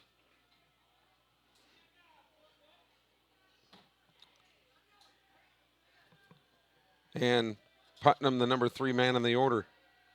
The 0-1 pitch. That's low. 1-1. Right behind you, Blue. Standing on it. Standing on it.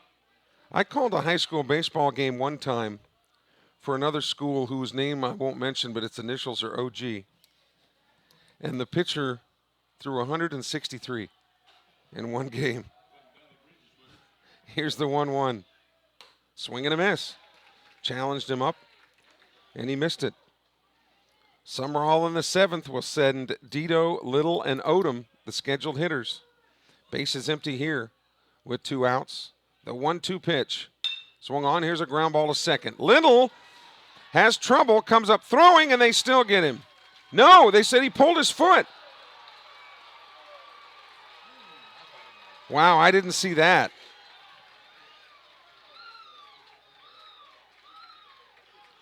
Little, it was a sharply hit ground ball that handcuffed Little a little. But because the ball was so sharply hit, he had time to get up and make the throw. It was a good throw, and it looked fairly routine. And Norred and the rest of the infield actually started back to the dugout. But that the umpire quickly was waving his arms, saying that Norred pulled his foot. And Andy Davis is going to ask to get some help to see if maybe the home plate umpire saw anything different. And they say they're not going to discuss it with Andy Davis standing over their shoulders, so he's socially distancing, I guess, in this day and age, and they'll talk this over. But the entire infield thought he was out. But they're going to leave it as is. So that'll be an E3. That Norred pulled his foot. He has to be charged with an error. And that's just the way it goes sometimes. Roseberry running at first for Putnam. Roseberry, the third of 3 Roseberry boys, I think, that have come up through the Purvis program. Throw over to first base. Roseberry back in time. And I hate to say it, Jeremy, but Wade Roseberry was a member of the Oak Grove Mojo. So here's Piercy. Sibley looking right at Roseberry at first, and they go to first again. And Rosie back in time over there. Piercy has lined out to Rayner in center, and he has struck out. Rayner's had some putouts tonight. He's had 1, 2, 3, 4. Swing and a miss. Took something off of that one. And Piercy has really been fooled by that slow sweeping bender that Sibley throws so well. The 0-1 pitch. Tried the same one, but missed off the plate. 1-1. No score. Bottom of the 6th inning here tonight in Purvis. No runs, 3 hits, 1 error for the Tornadoes. No runs, no hits, 1 error for the Bobcats. Swing and a miss.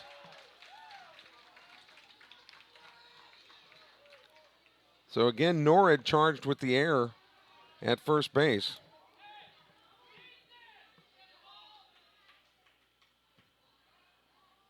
Sibley resets now. They play Rayner in center field is playing Piercy to pull slightly. Piercy's a big old kid. Here's the 1-2 pitch. Missed throw down to second base. Altman's throw is mishandled there. So Roseberry is there with 2 outs. Make it happen. Make it happen, Damon. Come on, boy. 2 balls, 2 strikes, 2 outs to number 22. The pitch from Sibley. Swing and a miss. Got him on strikes. That's the 11th strikeout of the night for Sibley. So the Tornadoes strand a man at second. No runs, no hits, 1 error, 1 man left on base. We go to the 7th. We're still scoreless between Sumrall and Purvis. You're watching Bobcat Baseball powered by Dandy Dan's.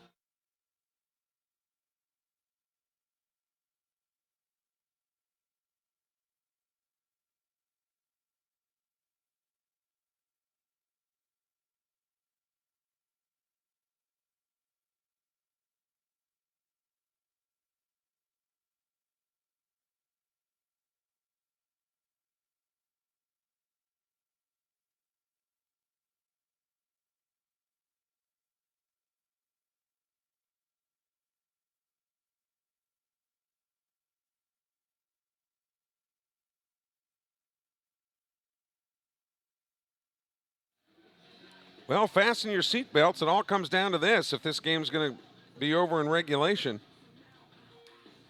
you go to the 7th with no score. Cade Dito, Ty Little, and Levi Odom are the scheduled hitters for the Rawcats in the top of the 7th inning. And again, through 6 innings, the exact same number of hitters have been to the plate for each team. Unbelievable how these 2 teams have mirrored each other tonight in particular. Dito has walked and flown to right field.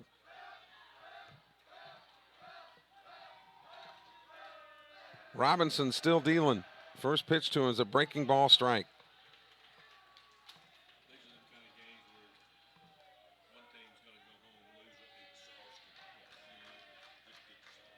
Righty versus righty.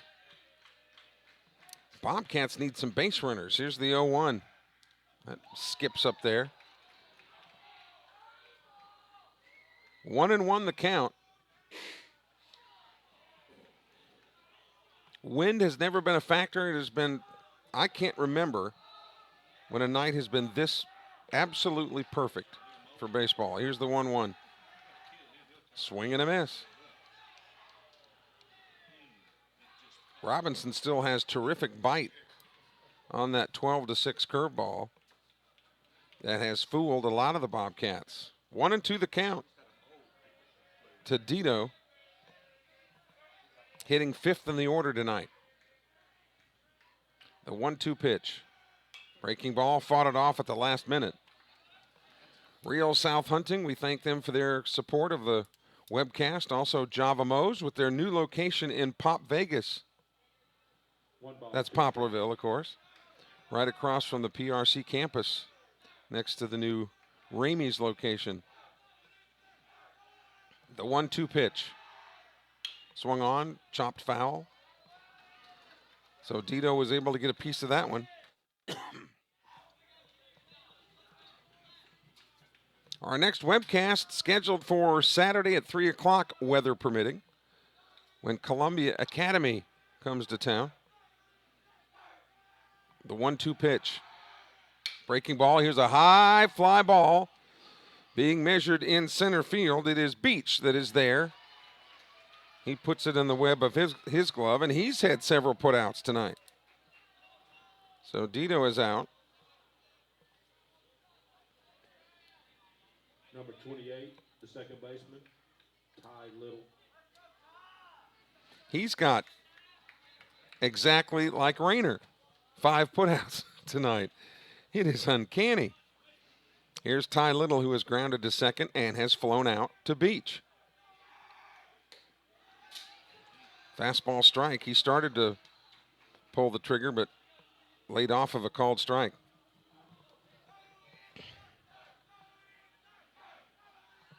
The 0-1 pitch coming to Little. That's outside, 1-1.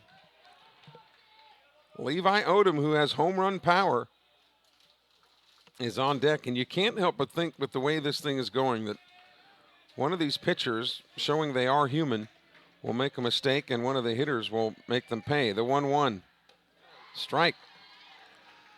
That was one that dropped in at the belt buckle. A ball and 2 strikes to Ty Little, who has put the bat on the ball twice but has nothing to show for it. The 1-2 pitch. High, 2-2. Again, none of the Bobcats have anything to show for it. They still officially don't have a hit tonight. And we're in the 7th. That just shows you how Robinson has been dealing. Sibley's only allowed 3 weak singles. Swung on, here's a chopper towards short. And that just chewed him up. Parker, J.J. Parker, the shortstop, was waiting for that second bounce, and with that topspin on the ball, it absolutely chewed him up. So that'll be ruled a hit, I'm guessing.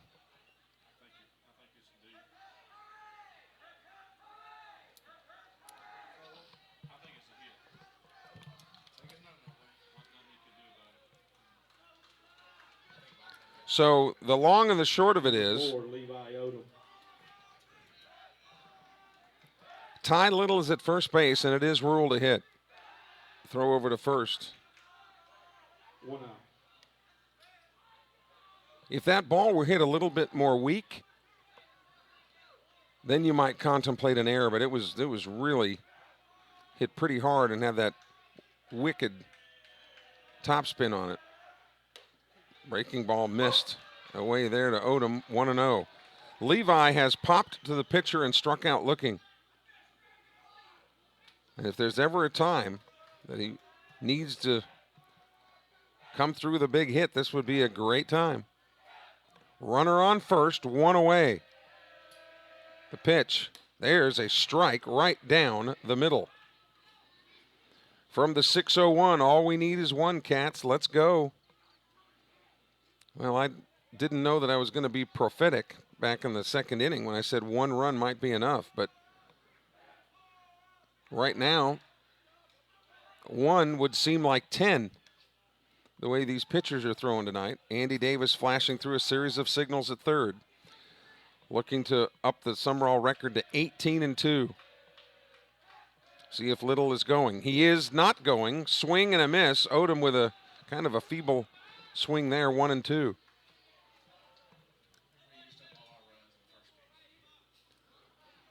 Sumrall looking to sweep this series. Yeah, what 17 runs in the first game against Purvis, and tonight, nary a run to be found. Setting up outside, the 1-2 pitch. They thought maybe that with a pitch to spare, they called the pitch out there. Brandon Smith thought that Little may have been on the move, but he's still there. 2 balls, 2 strikes, 1 out. Top of the 7th inning. We are scoreless between Purvis and Sumrall. The 2-2 pitch to Odom. Breaking ball, strike. Right at the belt buckle. It's been a strike all night. And Odom goes back to the dugout. 2 away. And now here's Grant Robbins. Time, Blue. Timeout is called. And Tony Farlow, out of the dugout, mentioned something to the first base umpire, and now they're going to come and talk this over, as you see on the right side of your screen there.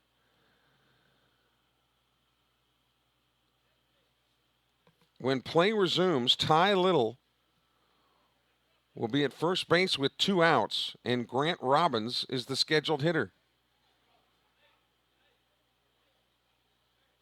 Tony Farlow now coming back here to the scores table. 120.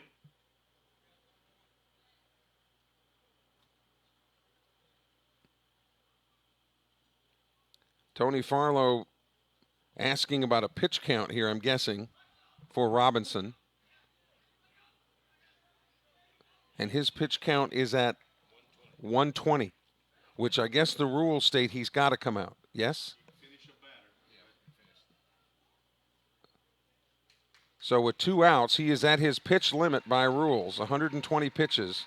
And he was brilliant. And Parker now will grab his glove to come in and try to finish up this inning. He was pretty efficient. 1 man short of going through a complete 7 innings, but now Sibley has been a little bit, Sibley's numbers aren't near that high.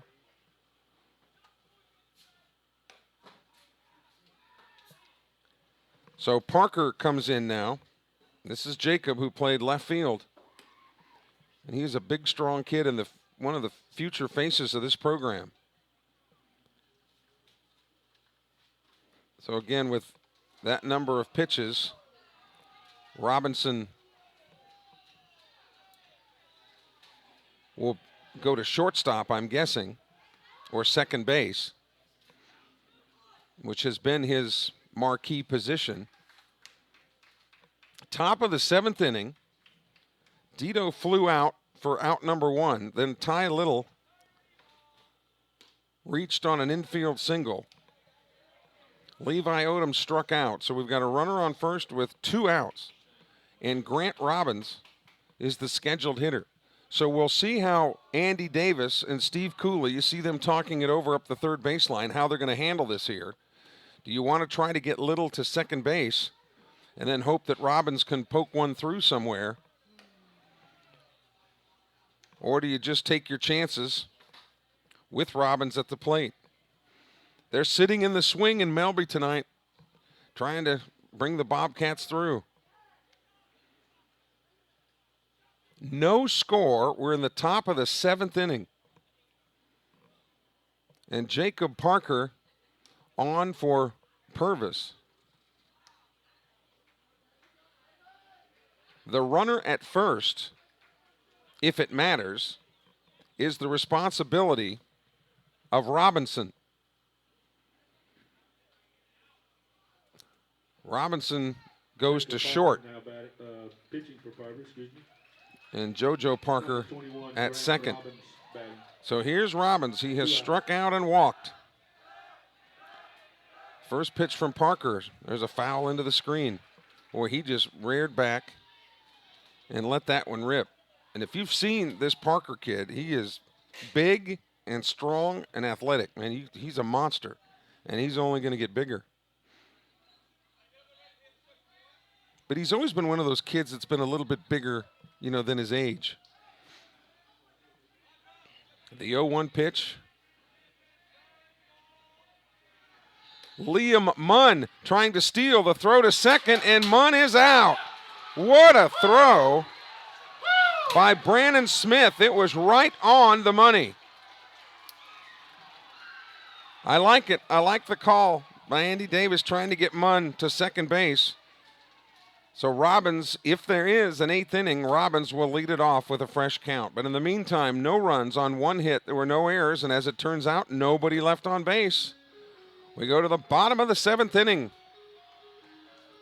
The Tornadoes and Bobcats still scoreless as Cross Sibley comes back to the mound. You're watching Sumrall Bobcat Baseball powered by Dandy Dan's.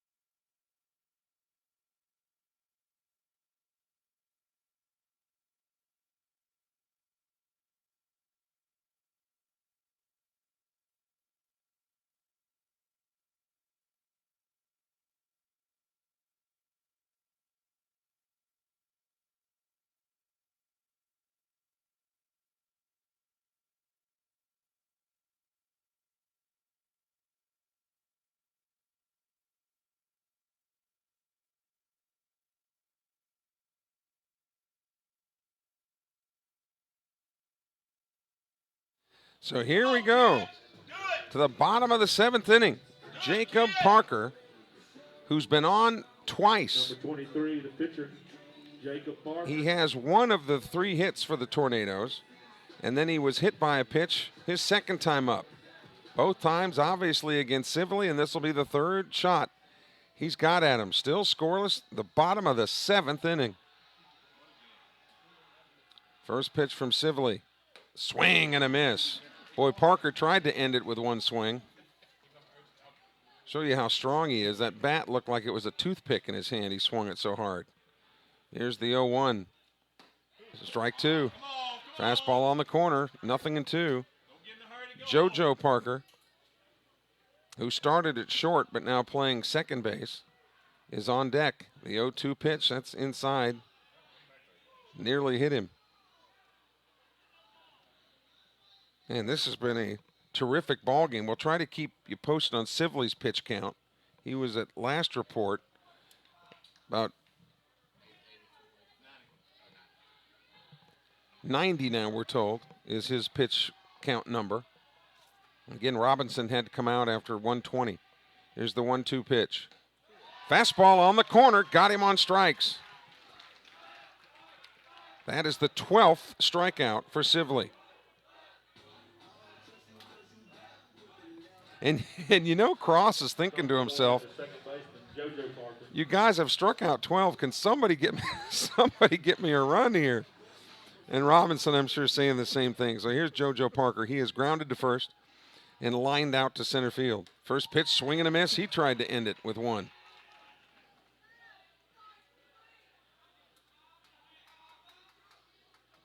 The 0-1 pitch. Swung on, fouled out of play to the left side. Now 0-2. And the real travesty of this is Robinson cannot win this game. He cannot be the winning pitcher after that performance. And that rule in baseball really stinks. Sibley can still win the game or potentially lose it, obviously. But if the Tornadoes were to pull it out, Parker would be the winner. How about that? The 0-2 pitch. Fastball, same location that he got brother with. He's out on strikes. 13 strikeouts now for Sibley. Number 8, Riley Garner. This game reeks of extra innings. Garner has singled and struck out looking. Garner has one of the Tornado home runs on the season so far. So could this be a time that he could turn hero? That pitch is outside, 1-0. Haven't used a lot of ink in the scorebook tonight. Here's the 1-0. Swing and a miss.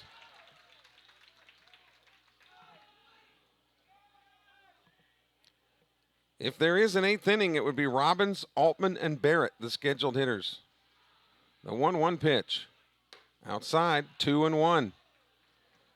Should Garner reach, then Walker Flat is the scheduled hitter.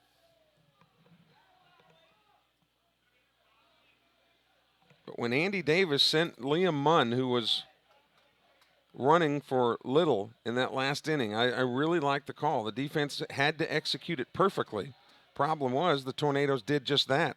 Swing and a miss. 2 balls, 2 strikes, 2 outs. Base is empty.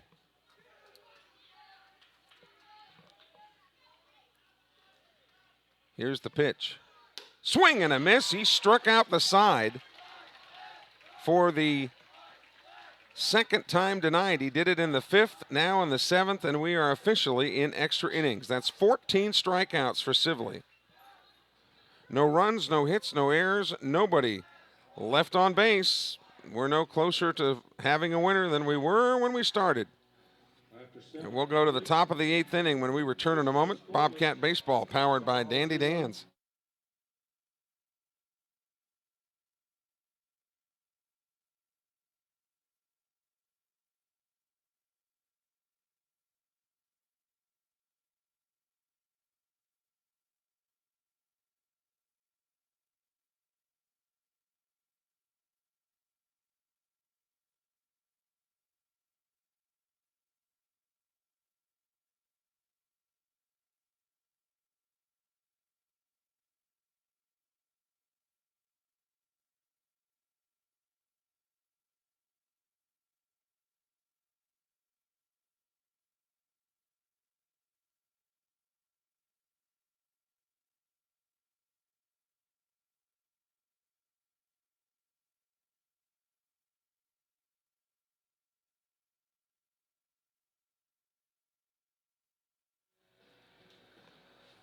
So Andy Davis going to the bench here. Briggs McDonald will lead off for Robbins here. He'll hit in Robbins' spot. And then Jaron Gore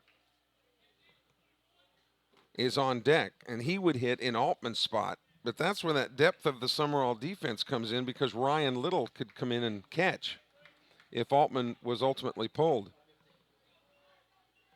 So here's McDonald. And McDonald. 15, Briggs McDonald batting. And Briggs McDonald being a left-handed hitter. Leading off here in the 8th. And again, Jaron Gore in the on-deck circle, who right now would hit for Altman.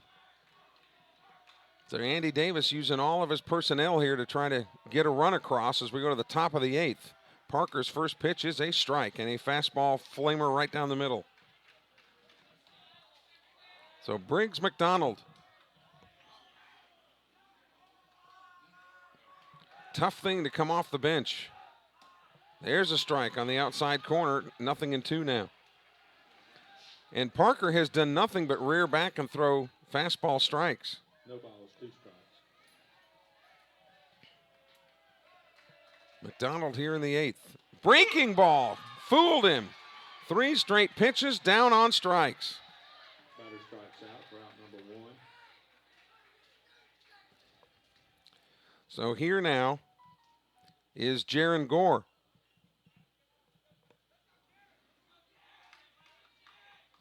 And sometimes, you know, we had Javen Williams on the team, and sometimes I want to call him Javen Gore, but you got Jaron Gore up there now to face Parker. Breaking ball, too high. Nice job of framing by Brandon Smith, tried to pull it down into the zone and to get the call. Sumrall batting in the top of the 8th inning against Purvis. We still have no score. The 1-0 pitch. There's a fastball strike at the belt buckle.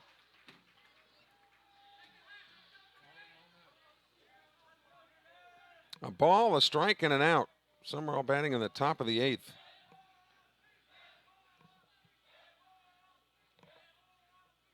The 1-1.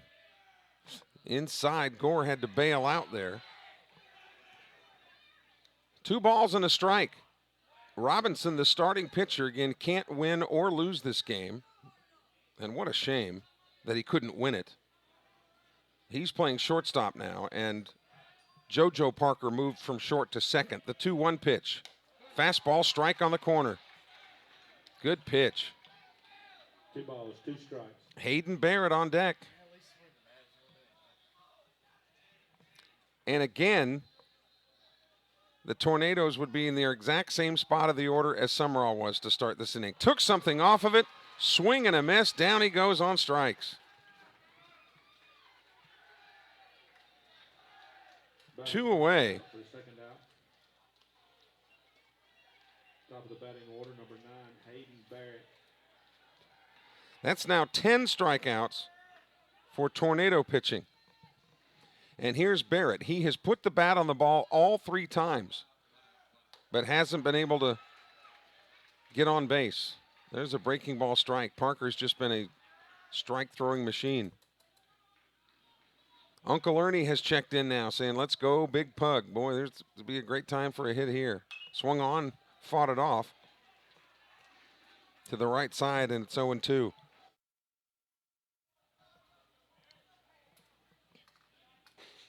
These are the type of games that the Bobcats will expect in the playoffs. So this is a good test run for both of these teams. How will they hold up in these nip and tuck situations? Base is empty, 2 outs here in the top of the 8th. The 0-2 pitch, breaking ball high. 1-2 to Hayden Barrett. He flew out to left to Parker, who's now the pitcher. In the first inning, he lined softly to center in the 3rd and flew to center in the 6th. The 1-2 pitch. Swung on, fought it off again. Barrett has really quick hands. And pound for pound, probably the strongest Bobcat. Again, a 2-sport athlete. slot receiver on the football team. He's also been used as a running back. Here's the 1-2 pitch. Breaking ball, swung on, grounded to short. Robinson's got it. Throw to first, and that retires the side. The Bobcats go in order. No runs, no hits, no errors. Nobody left. We go to the bottom of the 8th inning. Bobcat pitching will face hitters 8, 9, and 1. We assume it'll be Sibley, but we'll let you know when we come back after this timeout. Bobcat Baseball powered by Dandy Dan's.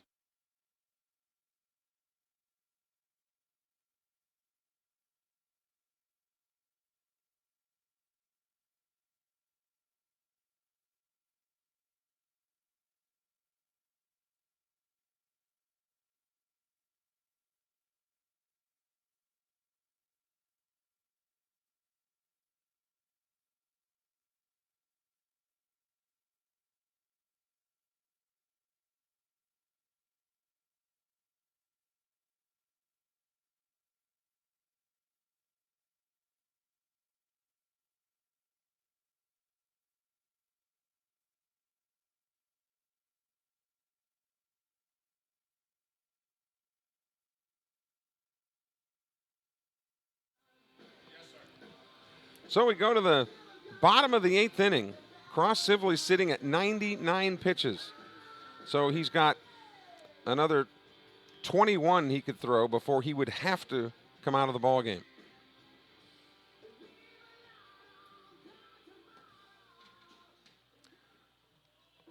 Walker Flat, number 3, the right fielder. Brandon Smith, and then Jacob Anderson, the scheduled hitters for Purvis here in the bottom of the 8th inning. In Sumrall's top of the 8th, they had hitters 8, 9, and 1. And now in the bottom of the 8th, Purvis counters with its 8, 9, and 1. These teams have mirrored each other statistically nearly unbelievably. And here's Flat, who has struck out twice. Sibley has really fooled him. First pitch, check swing, but he went around. Says the home plate umpire, strike one. Flat has struck out twice. Smith, the catcher, has struck out twice. He's on deck. The 0-1 swung on, fouled out of play.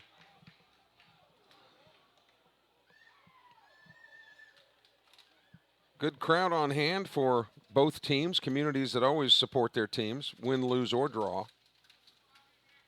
But mostly wins for these teams throughout the years. The 0-2 pitch, swing and a miss. Down he goes. One away, and that is now Sibley's 15th strikeout. 15 strikeouts for Sibley. And here's Brandon Smith. Lefty versus righty. First pitch, ball one. Cross Sibley doing a little spring house cleaning there on the mound. Cross, unflappable demeanor. Great for a pitcher. Swung on and fouled out of play to the right side. And always has a big smile and a hello for you. Jacob Anderson, the leadoff hitter for the Tornadoes, is on deck here as they bat in the bottom of the 8th. The 1-1. There's strike two. They are playing him to go the other way. Altman back in at catcher. Swung on. Here's a toward right center field. Rayner dives, and the ball comes out. It was a great effort. Rayner was streaking to his left and had to really reach out to make that grab. He got some leather on it. But the ball either came out of his glove or he never made the catch to begin with. But it sure was a great effort. Number 6, Jacob Anderson batting. So that is a hit for Brandon Smith.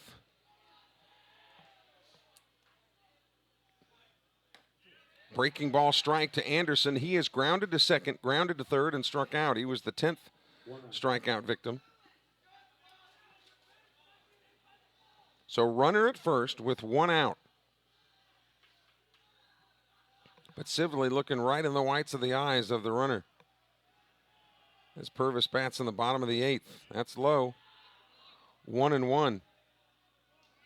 The good thing, one of the many good things about Cross Sibley is he's rarely wild, which makes Altman's job easier and can allow Altman to focus on runners if they take off.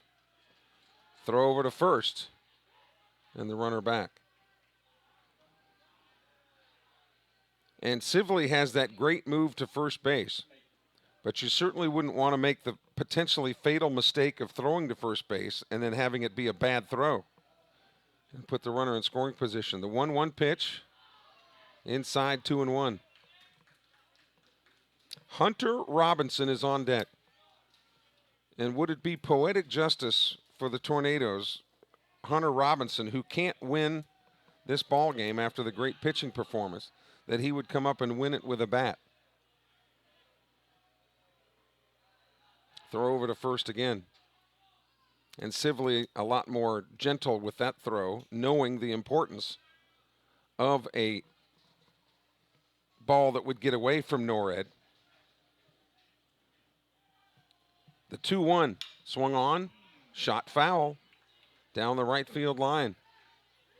2 balls, 2 strikes, a man on and a man out. 0-0. Come on, 6. That was John Belushi's grade point average in Animal House, wasn't it? 0, 0, 0. That's right. The 2-2 pitch. Swung on. Here's a grounder towards second. They'll go to second for the force out. Throw to first, not in time. So Anderson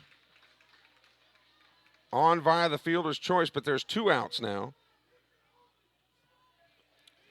And here's Hunter Robinson. And Sibley's got to be pretty close to his limit. 111 is his pitch total, so he's got 9 left. Here's Hunter Robinson. He has one of the hits tonight for the Tornadoes. The Tornadoes have only managed 4, but Sumrall just 1. First pitch is a strike on the corner.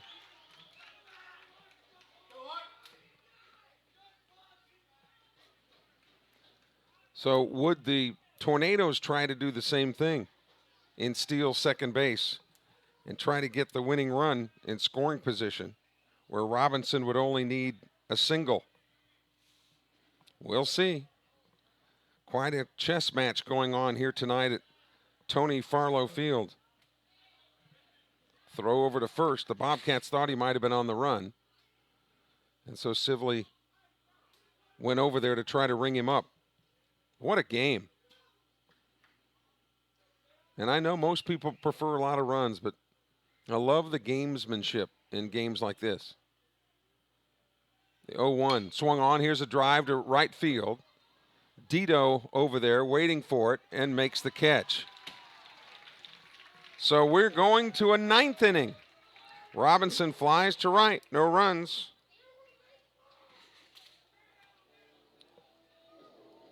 There was a hit. And a man left on base. We go to the top of the 9th inning here in Purvis tonight. Still no score between Sumrall and Purvis. This is Bobcat Baseball, powered by Dandy Dan's.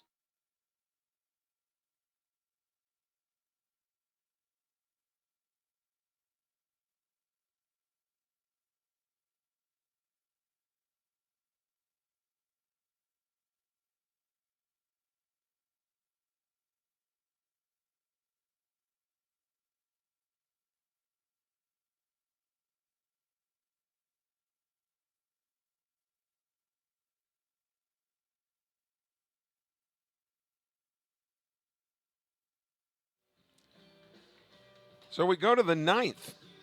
Extra baseball for you here on the Facebook page tonight. thank you for all of you that have checked in. You're like family to us. And we take the responsibility of being your eyes and ears very seriously. Cross Sibley done for the night. 113 pitches.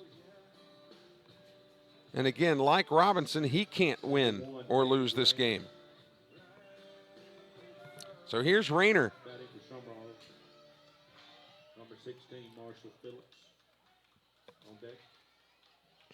Rayner has struck out twice and flown to center field. But this is his first look at Parker.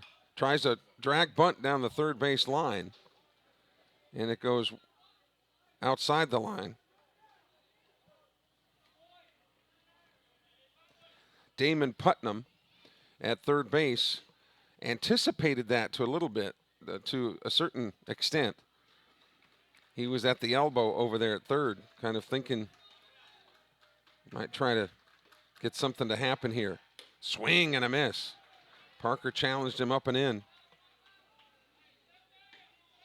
So now the winner-loss for Purvis' side of the ledger has Parker listed, and we'll see who Andy Davis brings out to pitch in the bottom of the ninth. The 0-2 pitch, breaking ball. Little pop over toward third. Putnam in foul territory makes the catch. And there's one away. So Rayner kind of tried to slap it to left field. And that'll bring up Marshall Phillips. Brings up number 16, Marshall Phillips.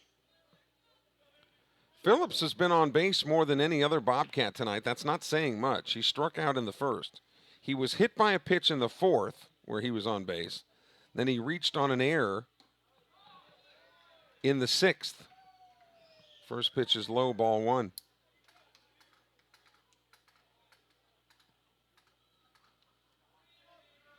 The 1-0. High and inside, 2-0 to Marshall Phillips. When the Bobcats have been able to generate a runner, it's usually been with 2 outs. And so you can't do a whole lot as far as getting guys around with 2 outs. There's a strike. 2-1 now to Phillips. Bobcats ideally would like to get Phillips on with 1 out and maybe get something to happen. Here's a drive to left field. That ball drops for a base hit. Marshall Phillips is aboard with a clean hit here in the top of the 9th inning.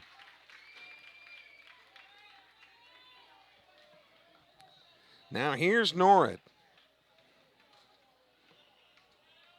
Norrid is grounded to third. He is grounded to short, and he's been hit by a pitch.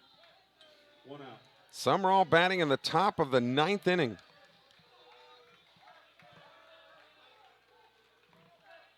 Jacob Parker on in relief of Hunter Robinson.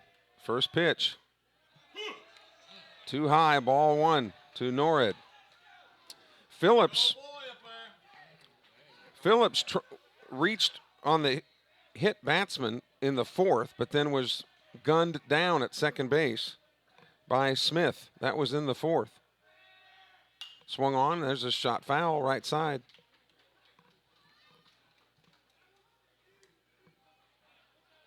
So you'd have to question now, and this is where Andy Davis and the Brain Trust have to think this over.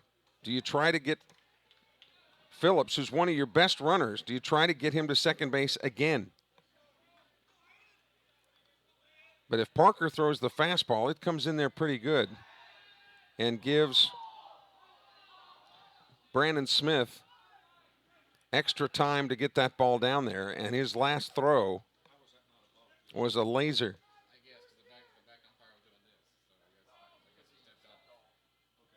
The 1-1 fouled into the screen. So Phillips was on the move, and Norrid was swinging. The only thing that's dangerous about putting the man in motion and letting the hitter swing is if that batter hits a line drive, you go right into a double play. 1-2 the count to Norrid. Will Phillips be on the move again? He's not. That pitch is high. They called for that pitch up, if you will. The pitch out is where the pitcher throws the ball wide and the catcher steps out to make the throw, but Purvis implements kind of a pitch up to where the catcher's already standing when they make the throw. The 2-2. Again, fouled away. And Phillips was not going on that pitch. What a game tonight. Purvis and Sumrall. Petal and Oak Grove also playing tonight. Last report, Petal was winning that game 2-0. All of our scores brought to you by our friends at Java Mo's. 2 balls and 2 strikes. The pitch to Norrid. Breaking ball, little flare out towards center. That ball is down. It's a base hit. A seeing eye kind of little floater out there. You had Jojo Parker moving to his right. You had Robinson moving to his left. And that ball couldn't have been thrown out there any better. So now you've got back-to-back hits, runners at first and second with 1 out. And Cade Dito up. Out talking to Parker here. Sumrall making some noise in the top of the 9th inning. Still scoreless.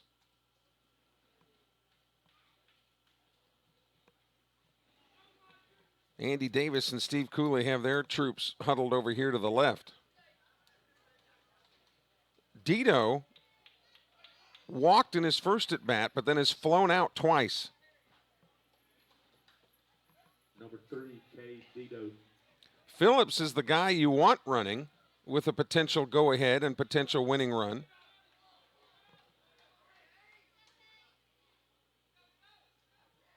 But a fly ball most likely wouldn't do you much good. The problem you have with the ground ball is the double plays in effect with runners on first and second.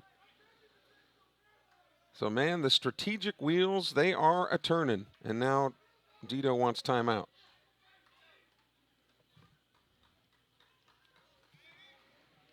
Started the game about 6:38 tonight, so we're 2.5 hours in. Parker on in relief of Robinson. The first pitch is a strike. Position A. And Dito, who's hitting 5th in the order, is behind in the count 0-1. Little is on deck. Sumrall trying to scratch out a run, any kind of run, here in the top of the 9th.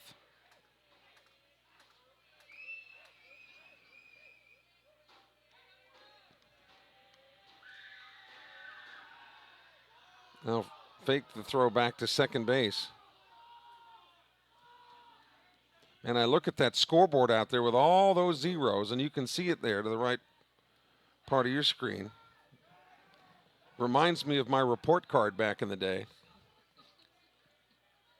It's kind of have eerie flashbacks when I look at it. Runners on first and second, 1 away. Here's the pitch. That's there.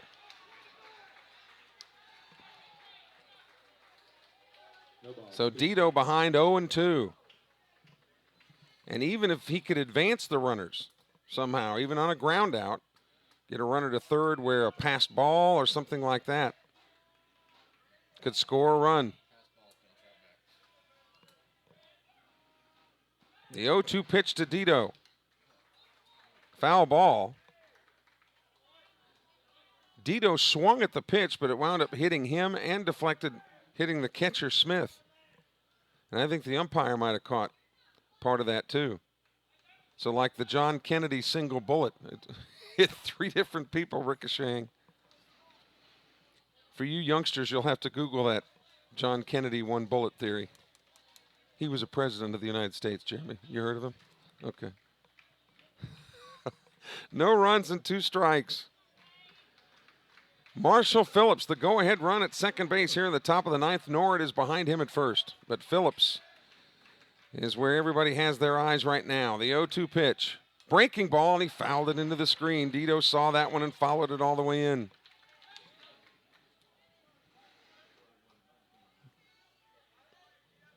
Don't know yet who Andy Davis will bring in to pitch the bottom of the 9th. Cross Sibley is done at 113 pitches.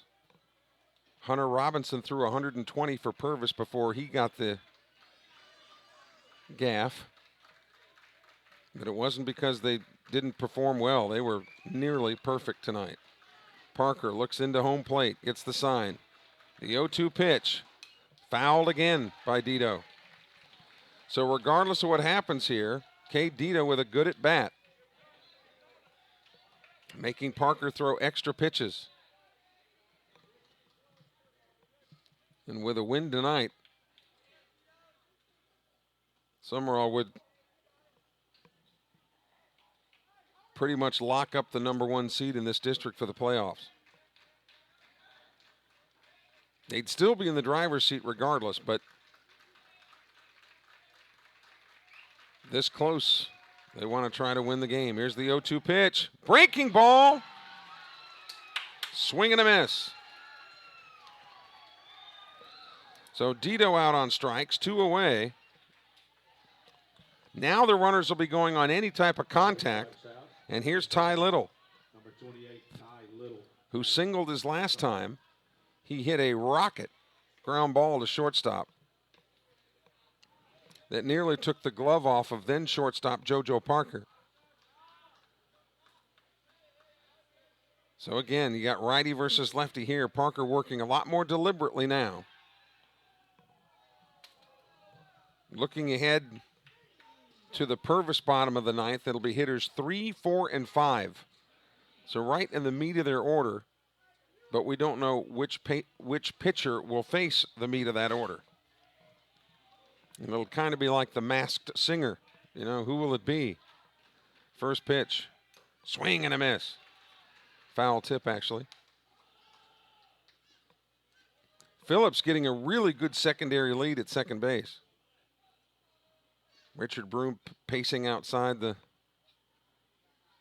dugout. Over to our left, Steve Cooley at first. The skipper, Andy Davis, at third. The Bobcats trying to scratch one out here tonight. The 0-1 swung on, right back to the pitcher. Towards second, all he has to do is step on the bag for the force out. I thought that one might have gotten through, but it wasn't hit quite hard enough. And the Bobcats strand 2, no runs on 2 hits. There were no errors and 2 men left on base. And it's Andrew Knight on the hill for Sumrall, and he will face hitters 3, 4, and 5 when we come back. This is Bobcat Baseball powered by Dandy Dan's.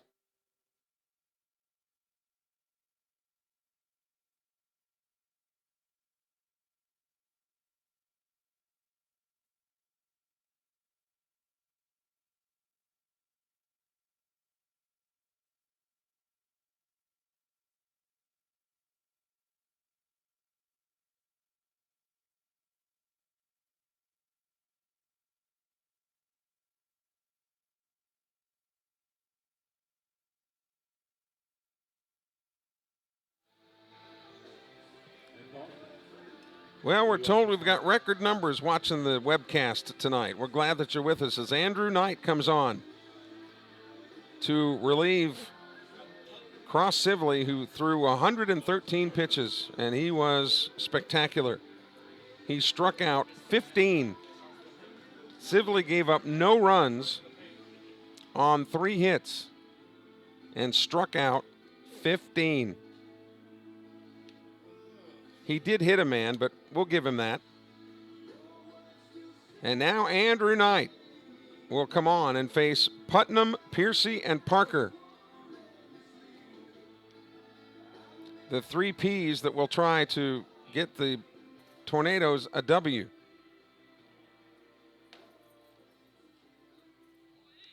Of course, Andrew Knight's dad, Larry, is who the field in Sumrall is named after, as Tony Farlow, who this field is named after, looks on from the dugout to the right. Number 30, Damon Putnam, the third baseman. So here's Putnam. He has struck out twice, reached on an error when it was ruled that Norred pulled his foot at first base. But now he'll face Knight.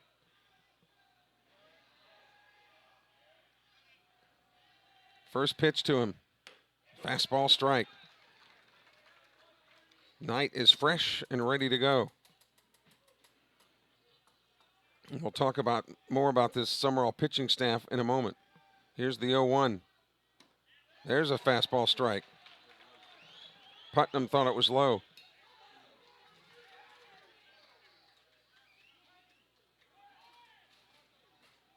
This is nothing new. The strike zone has been what it is all night. 0-2 pitch, swung on. Slow roller down the third baseline. Putnam streaking to first, but they get him by a step. What a play by Knight. One away. And here's Damon Putnam, who has lined out to center and struck out twice. First baseman Damon Putnam. But again, when you look at the Sumrall pitching staff, you've got Sibley, you've got Odom, you've got Norred, you've got Knight, you've got Phillips, you've got Morales. I mean, the list just goes on and on and on.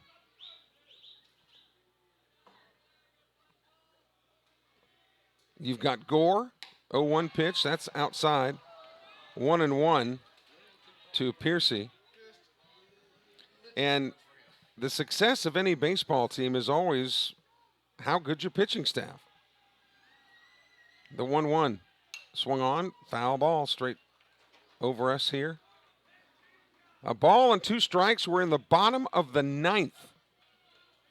No runs across for either team. Knight peers in, bent over at the waist.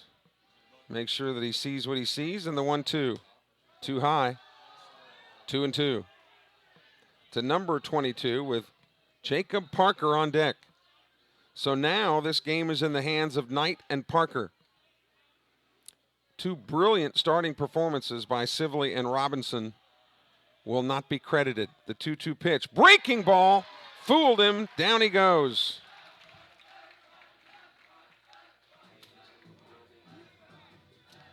And here's Parker. The pitcher, Jacob Parker.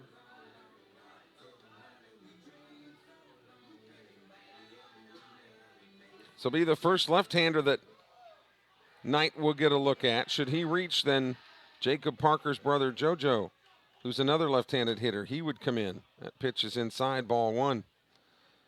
Purvis batting in the bottom of the 9th inning. We are scoreless. The bottom of the 9th.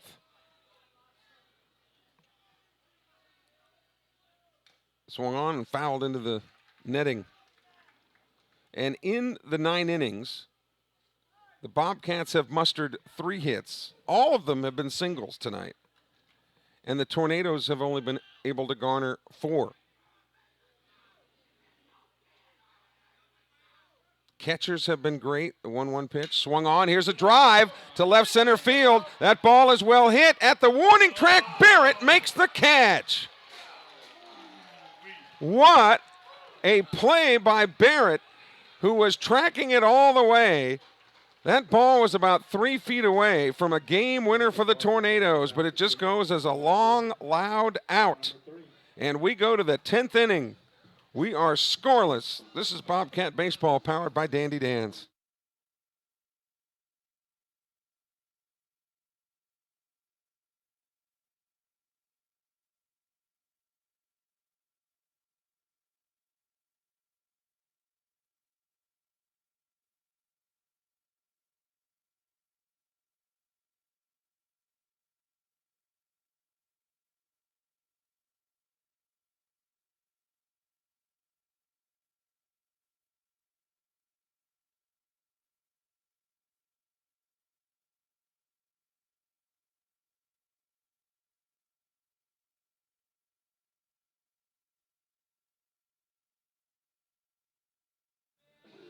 So Jacob Parker, who nearly hit a walk-off for the Tornadoes, comes back to the hill after collecting himself. And he will face Levi Odom, Briggs McDonald, and Ethan Altman in the top of the 10th inning. Jeremy, we did get word that in Melby we are the top-rated show tonight. Is Temptation Island still number 2, or is that what it is? Okay. So Parker and Knight are now the pitchers of record. And Levi Odom has got home run power, and man, is he due. He will get to face Parker first up here in the 10th. Columbia Academy, the scheduled opponent Saturday at 3, weather permitting, and then the Bobcats go to the road on the district trail. Next Tuesday night, we go to Brooklyn. Number 4, Levi Odom. Take on the Aggies for a Tuesday night game in Brooklyn, and then the Aggies come back to Sumrall on Friday. And of course, when you're a foodie like I am, and you say you're going to Brooklyn, you say that's on the way to Roses, you know, or just past Roses on Highway 49. So here's Levi Odom. First pitch to him, skips up there for ball 1. Odom popped to the pitcher in the 2nd. He struck out in the 5th and 7th, which is very uncharacteristic Levi Odom. That's what I'm saying, he's due. The 1-0 pitch. Swung on, there's a shot towards short. Robinson to his right, long throw in the dirt, and picked out of the dirt by Damon Piercy. What a play. 1 away.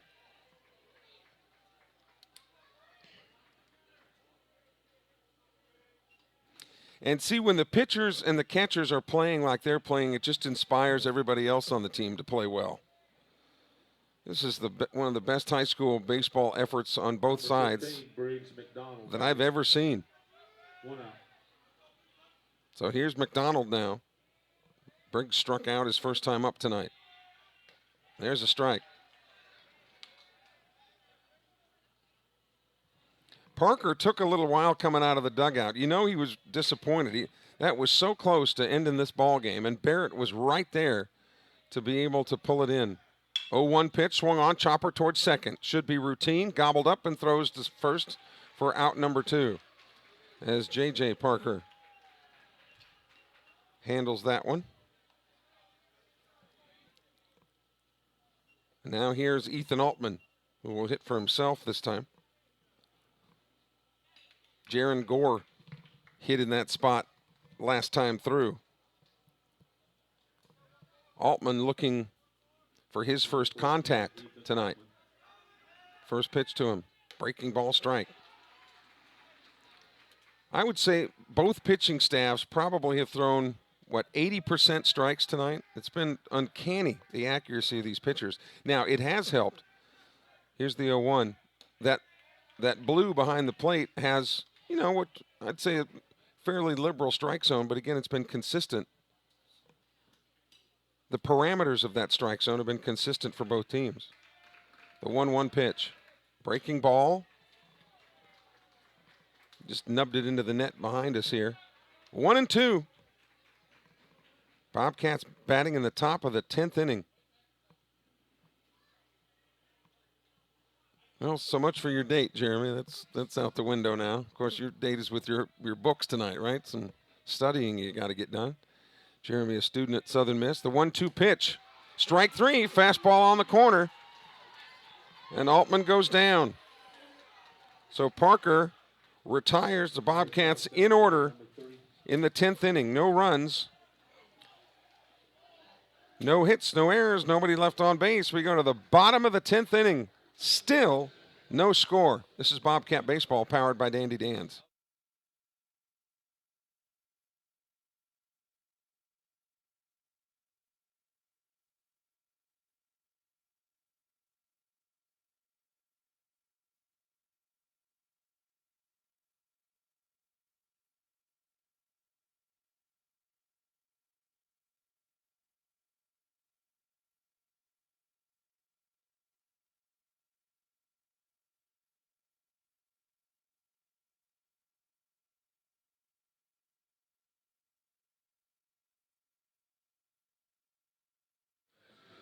So we go to the bottom of the 10th inning. Jojo Parker, Riley Garner, and Walker Flatt are the scheduled hitters to face Andrew Knight. A long line of Knight family pitchers. His uncle Steve Knight will be on the Eagle Hour tomorrow on Super Talk Mississippi from the 1 to 2 o'clock hour. Walker Flat scheduled up for Purvis. Jojo Parker has grounded to first. He's lined softly to center and struck out looking. He was the 13th strikeout victim of Cross Sibley. But neither Sibley nor Robinson can win this game. It's in the hands of Knight and Parker, but not this Parker coming to bat. Jacob Parker. So here we go. Lefty, righty, righty to face Knight here in the bottom of the 10th. They still watching in Melby tonight on the swing. That score in the upper right-hand corner is accurate. No score, bottom of the 10th.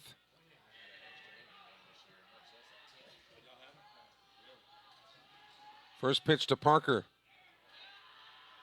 Low, ball one. Parker looked like he wanted to pull the trigger there.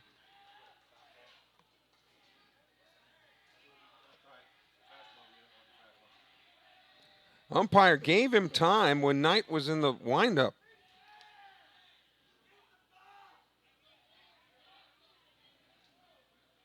So everybody will have to regroup. Levi Odom coming in on the edge of the turf over there to the left, trying to take away the push bunt.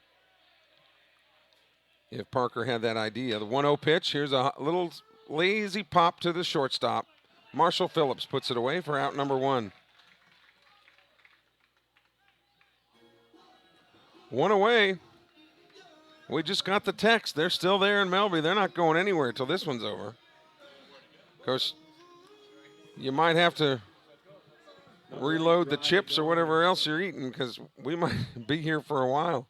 Here's Riley Garner. Swung on and just knocked that one foul over here to our left. If there is an 11th inning, the Bobcats will go back to the top of the order. No balls and a strike to Riley Garner. He has singled and struck out twice.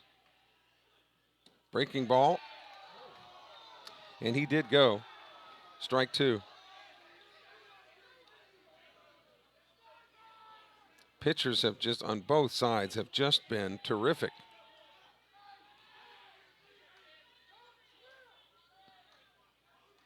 Knight gets the sign, kicks and delivers. That's low. 1-2.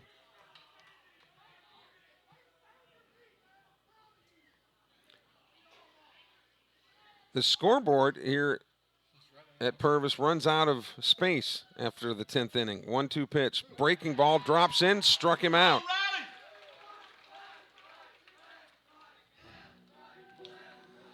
So Garner's out.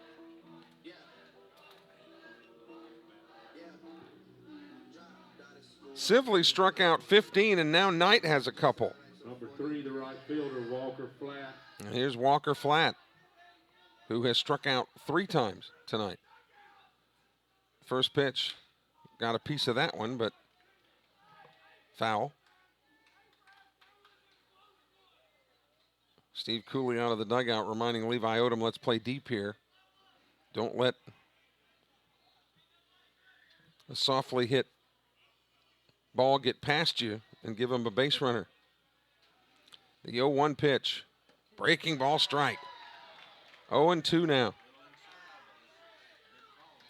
And remember, it's as you're looking on TV, it's not where the catcher catches it, it's where it comes over the plate. The 0-2 pitch. Breaking ball, got a piece of that. So Flat down on the count, 0-2. And if Brandon Smith were to come to the plate, the teams would still be on the exact same scorebook. Swing and a miss.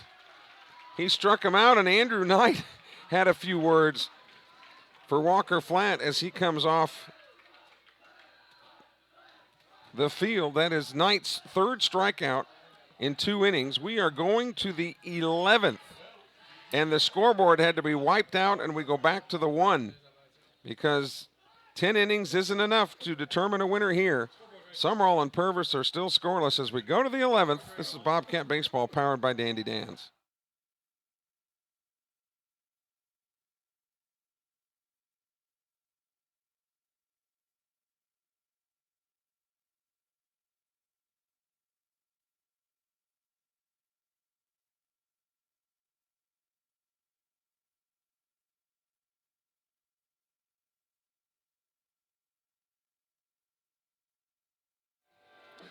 Bobcat Baseball on the web brought to you by Recommended Auto Collision Repair, Casey Long's Alpha Insurance Agency, the Red Arrow Car Wash, ComSouth Communication, Java Mo's Coffee Shops, Stacy Clark State Farm Insurance in Prentice, Real South Hunting, and Dandy Dan's. I'm Kelly Sander along with producer engineer Jeremy Thompson, completely out of room in my scorebook, but we will have to figure out what to do here. The Bobcats will send their top 3 hitters to the plate here in inning number 11. And you look at that scoreboard now, it used to have all zeros across there, but that was through 10 innings, so they've had to wipe it out and come back to the 1. And Hayden Barrett, who has made contact all 4 times but has not been able to reach base. 3 flyouts and a ground out. He's facing Parker here in the 11th. First pitch, breaking ball, swing and a miss. Steve Cooley just now getting to his coaching box over at first.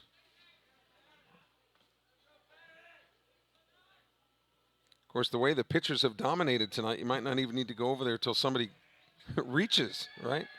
The 0-1 pitch, too high.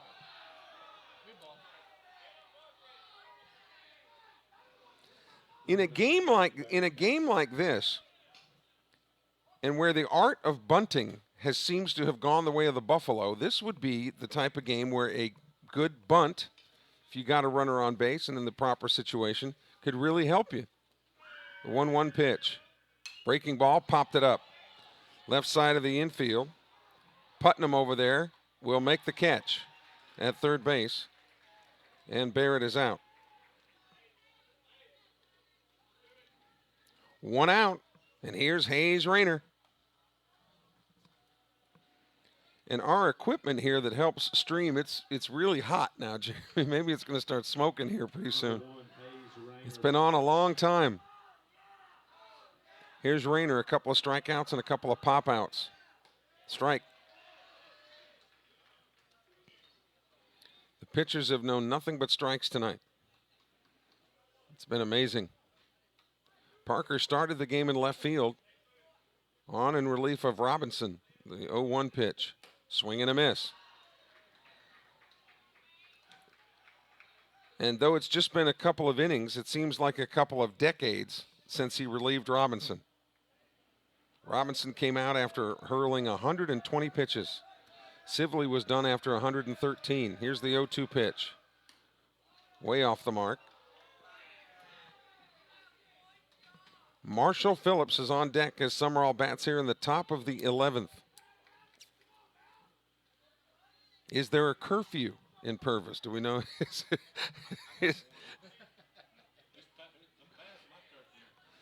We're all past our bedtime up here in the booth. The 1-2 pitch. Outside. 2-2. Rayner batting with the bases empty and 1 out here in the top of the 11th. After the eruption of runs on Tuesday night, did you ever think you'd see this? 2-2 pitch. Here's a high pop. Parker will call for it at second base. He waits on it, and there's 2 away.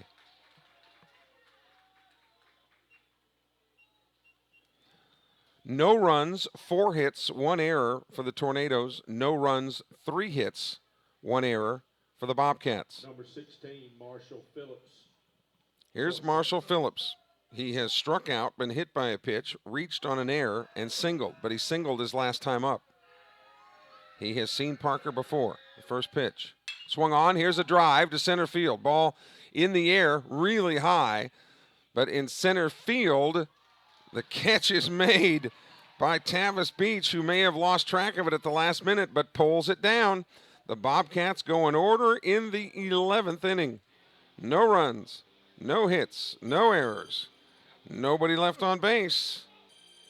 We go to the bottom of the 11th.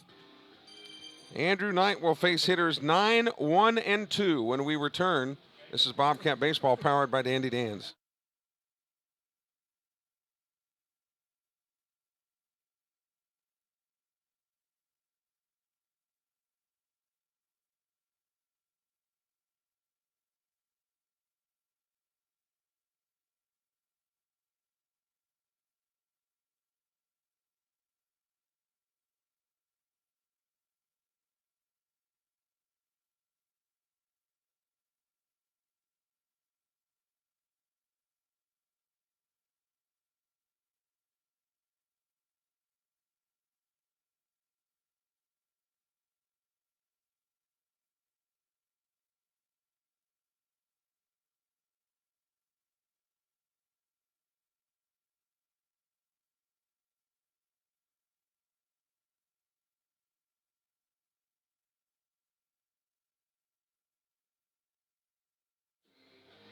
Other scores from around the area tonight. Oak Grove defeats Petal to win the first 2 games of that series.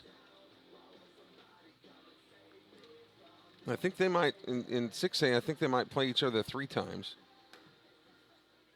Petal had a lead for a lot of that game, and Oak Grove came back to win it. 6-4. Smith. So Brandon Smith comes up in the bottom of the 11th to face Andrew Knight, and then they'll go back to the top of the order, Jacob Anderson and Hunter Robinson. The 11th inning, and every inning that goes by, we continue to set an attendance or viewing record, I should say. Last inning, we've had more people watching this game than ever before. That first pitch is fouled into the screen. Brandon Smith has struck out a couple of times.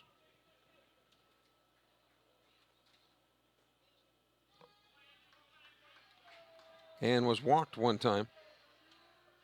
Got a single rather. Breaking ball in there for strike 2. He has one of the hits tonight for the Tornadoes. The 0-2 pitch. Breaking ball, swing and a miss. Down he goes. That is Knight's 4th strikeout.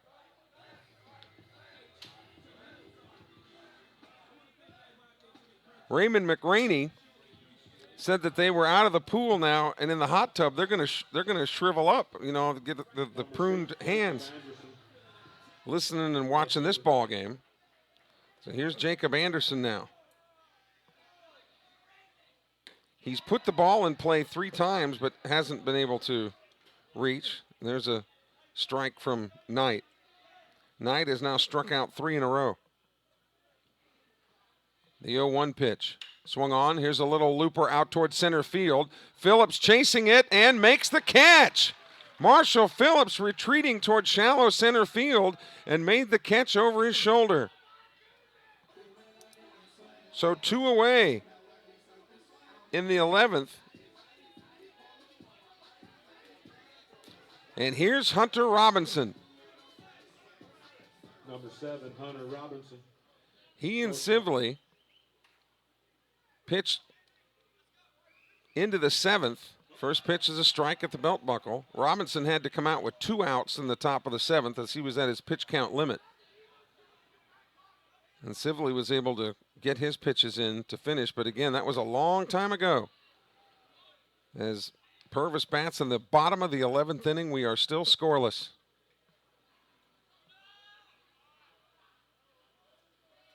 The 1-1 pitch. Swung on, they kind of shot that one off the end of the bat, kind of put that weird English spin on it. 1-2 now to Robinson. He's hitting second in the order.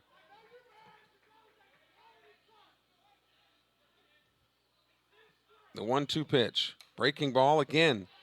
And again, just off the end of the bat.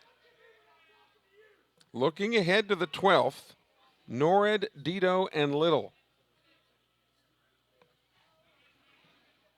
The wind blowing in toward home plate now. It's the first time all night the wind has really been making any effort. 1-2 pitch, outside. Knight thought he had it.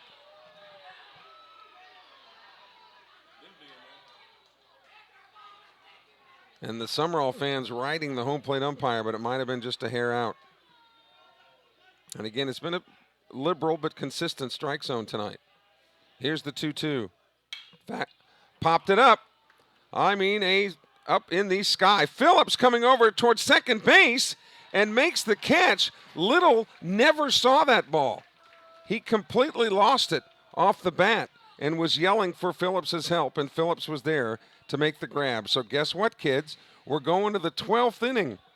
Still no score between Sumrall and Purvis. This is Bobcat Baseball powered by Dandy Dan's.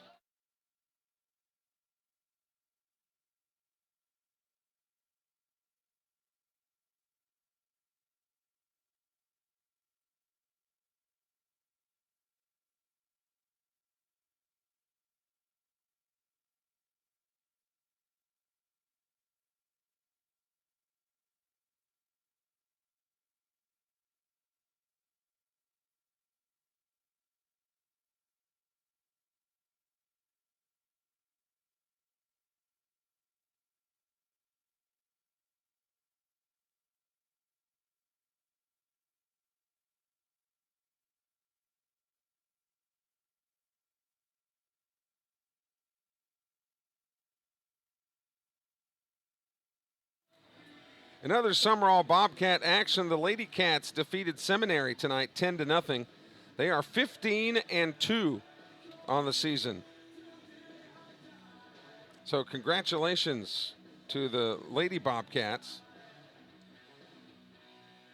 From the 601, they said we might still be playing when the rain gets here tomorrow. Well, we certainly hope that's not the case, but could very well be. Meanwhile, Parker will face Norred, Dito, and Little. Hayden Barrett, the first baseman.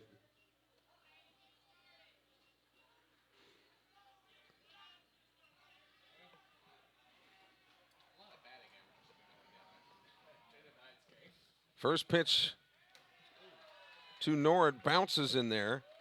Norred has a couple of ground outs, a single, and he was hit by a pitch.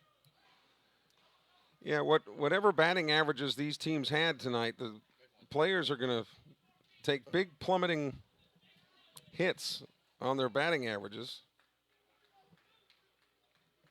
As the catcher Smith now out to talk to Parker because that ball was nowhere close. And it bounced up and hit the umpire right in the mask.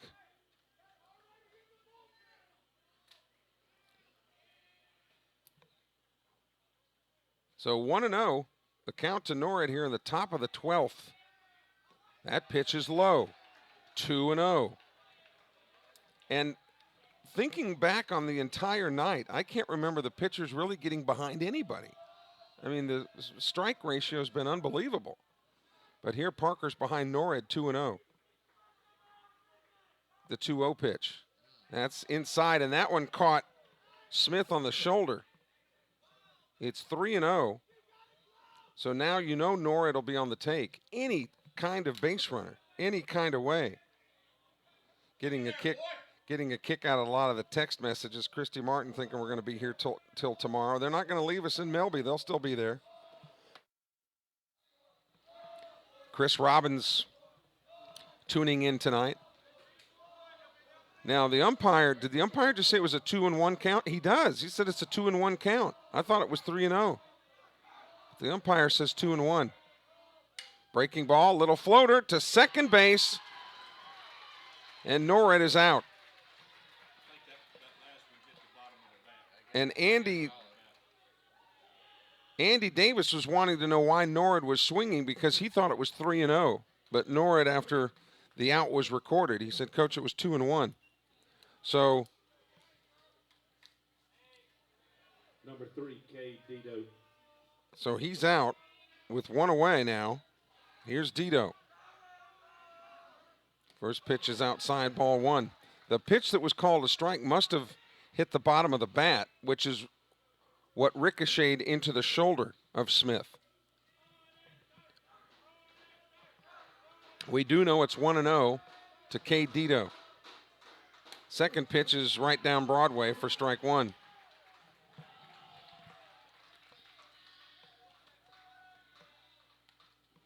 We had record numbers earlier tonight. And still higher numbers now. Strike two and a pitch that broke in there. It was low part of the zone. Dito down 1 ball, 2 in the count 1-2. Sumrall batting in the top of the 12th. The 1-2 pitch. Swung on. Here's a little blooper out toward left, but Robinson retreats to make that catch, and there's 2 away. A lot of soft contact tonight, which just tells you how well the pitchers are throwing. Number 28, Ty Little. And here's Ty Little now. No runs, 4 hits, an error for Purvis. No runs, 3 hits, an error for Sumrall. Big district game. And holy Toledo, what a game. That pitch is outside, ball one. Most all the other action of any kind is done for the day. And again, record numbers. We get more and more people tuning into the Facebook page here. That's high, 2-0 now to Little. 2 great Lamar County programs battling it out, as you would expect. Sumrall got the best of it Tuesday night. This game originally scheduled for tomorrow night. Again, this game originally scheduled for tomorrow night, but we might still be here tomorrow night. 2-0 pitch, that's in there for a strike. 2 balls, 1 strike. Bases empty, 2 away here in the top of the 12th. Still scoreless. The 2-1 pitch. Strike on the inner part of the plate. 2-2. You might be, if you're tuning in late, you're looking at the scoreboard going, boy, they must have got a late start. No, no, no. The scoreboard's been turned over now. We're in the top of the 12th. It runs out at 10 here. The 2-2 pitch. And that hit him in the middle of the back.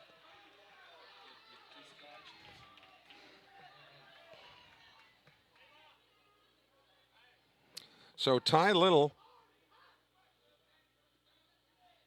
Hit by pitch.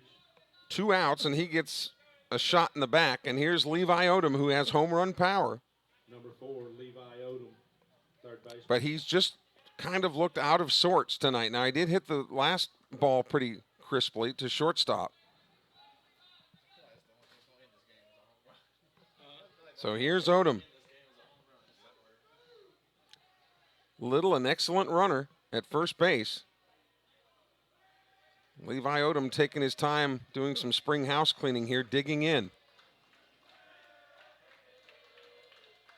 Can Odom somehow find a gap with 2 outs?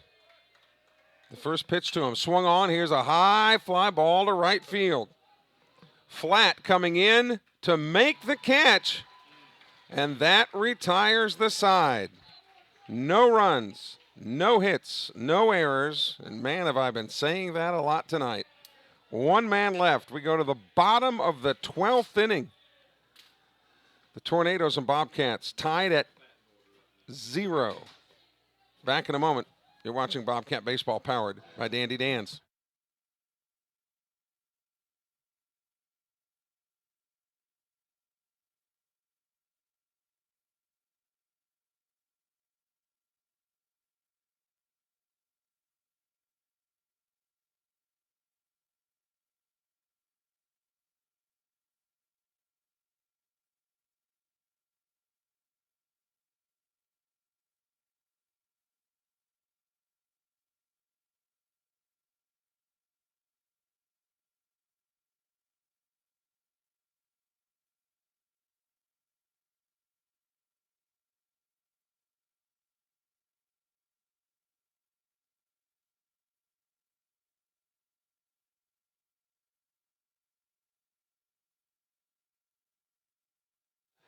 We go to the bottom of the 12th inning.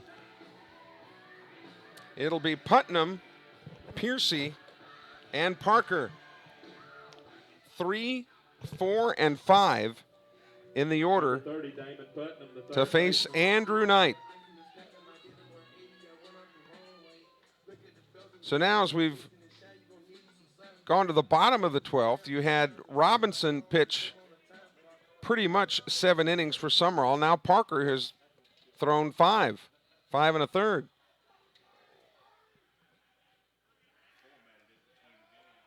First pitch to Putnam is high and inside, ball 1. The wind freshening a little bit, but blowing in toward home, so that won't help a home run shot. 1-0 pitch, swung on. Here's a chopper toward third. Odom gloves it, throws to first, and there's one away. Who will blink first?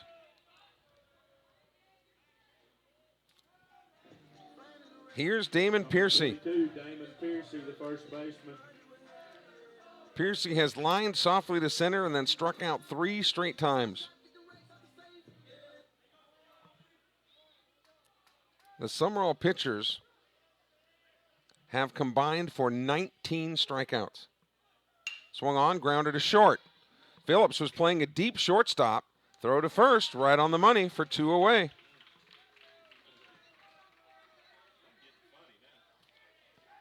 And here comes Jacob Parker. Come on, kid. Number 23, the pitcher. Well, Jeremy Thompson, your mom and Cooper are still up. Jacob Parker. Anyway, it's late for all of us. First pitch from Knight. Throws the bender in there for a strike. Parker has singled. He's been hit by a pitch. He struck out and flown to left, so he's been kind of all over the place tonight. 0-1 pitch. Low. If we get to the 13th inning,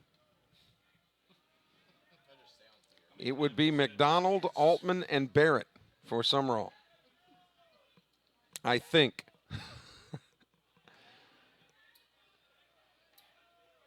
The 1-1 pitch. Breaking ball in there. 12-6 spinner in there, and Parker now behind in the count 1-2.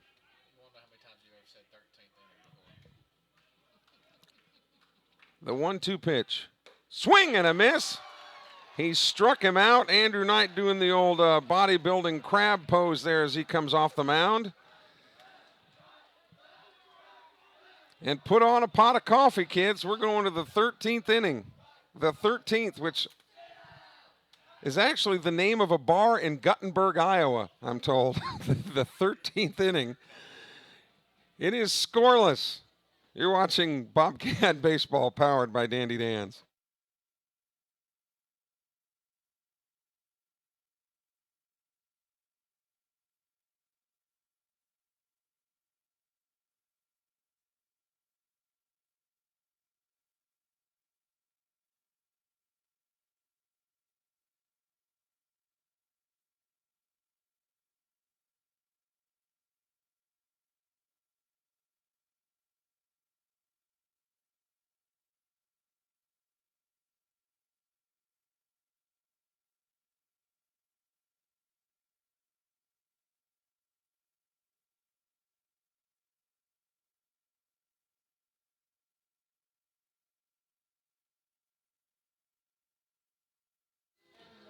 So we go to the 13th inning. Several of you have been texting in saying you really want to go to bed, but you're afraid to move at this point, that you might miss something. And really the only thing you've missed up to this point has been some just terrific pitching performances. Briggs, McDonald, Ethan Altman, and Hayden Barrett, the scheduled hitters, to face Jacob Parker in the 13th inning. Boy, this will be a district game that whoever wins it will have earned, but we're almost a doubleheader as we're into the 13th inning when a regular game is 7. McDonald, number 15, the batter. So here's McDonald, who has struck out and grounded to second. Does have the advantage of being a left-handed hitter. Some of you, I'm getting a kick out of you too, texting in saying, how would you know about the 13th inning bar in Guttenberg, Iowa? Guttenberg, Iowa, right on the Mississippi River up by Dubuque. There's a called strike. And Parker looks as fresh as he did when he came in to relieve Robinson. Relieve Robinson, rather. The 0-1 pitch. Low. 1-1 to Briggs McDonald with Ethan Altman on deck. Sumrall batting in the top of the 13th inning. 1-1 pitch. Swing and a miss.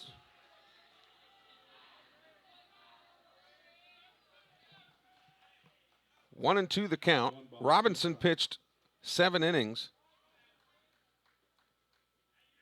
And Parker now has pitched 5 1/3.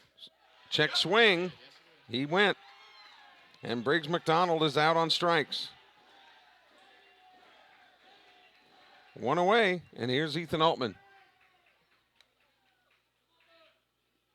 Number 14, the catcher, Ethan Altman.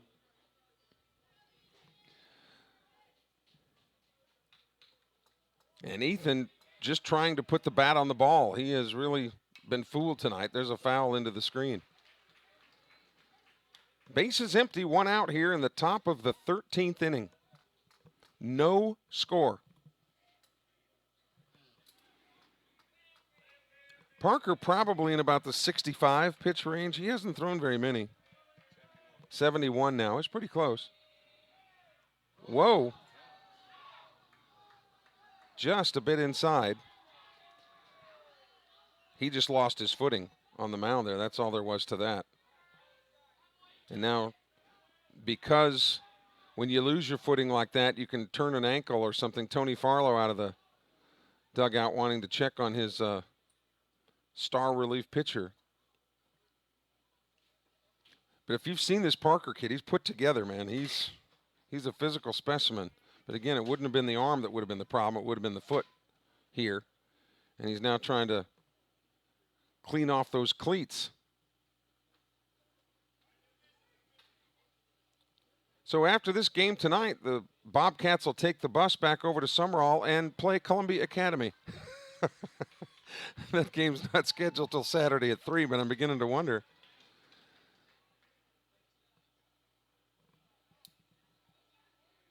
And I'm not sure 1 ball, 1 strike. what the longest game in Sumrall history has been. I'm not talking about time clock, but innings-wise. Here's the 1-1 pitch.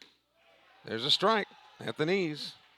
Altman down now 1 and 2. Bases empty. 1 away. Hayden Barrett on deck. The 1-2 pitch. That's outside. And Barrett has home run power. Has really quick hands and a compact swing that he's put it over the wall before. 2 balls and 2 strikes. The pitch to Altman swung on, and that one is fouled out of play to the right side. So Altman timing a little bit better this time through.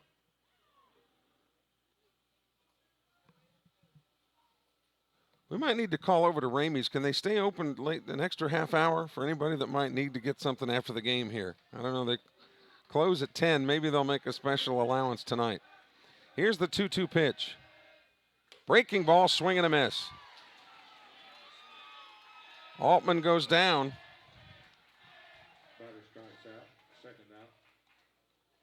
Brings up number 9, Hayden Barrett. Left fielder. And that for Parker is his 6th strikeout. Hayden Barrett has not been one of them. He has hit it to the outfield 3 different occasions, popped it up to the infield once, and is grounded to the shortstop. So again, he's made contact every time. He just hasn't found a base hit. Strike on the outside corner. It has been amazing, the efficiency of these pitchers tonight. I don't think I've ever seen a game at any level where the pitchers have just been throwing nothing but strikes, and it doesn't matter whether they're breaking balls or fastballs. That one's high. Barrett batting in the top of the 13th inning with bases empty and 2 outs. I did say the 13th inning. Maybe we'll get the 13th inning bar from Guttenberg to ship us some T-shirts or something to commemorate this game. The 1-1 showed bunt.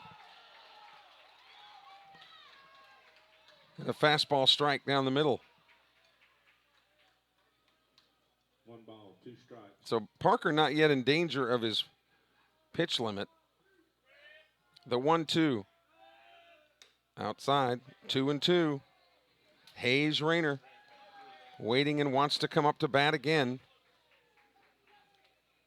This is Barrett's 6th plate appearance in this game. 6 at bats. And remember, when we started this game, we said the batters would be lucky to get 3 at bats. But essentially, that's what it's averaged. 2-2 pitch. Swing and a miss. Parker confidently walks back to the dugout. We go to the bottom of the 13th inning, and it'll be hitters 6, 7, and 8, according to my book, that Knight will face in the bottom of the 13th inning. No score between Sumrall and Purvis. I think it was Lamb Chop. It used to say, this is the song that would not end. It just goes on and on, my friend. Kind of like this game. Zeros. Back for the bottom of the 13th in a moment.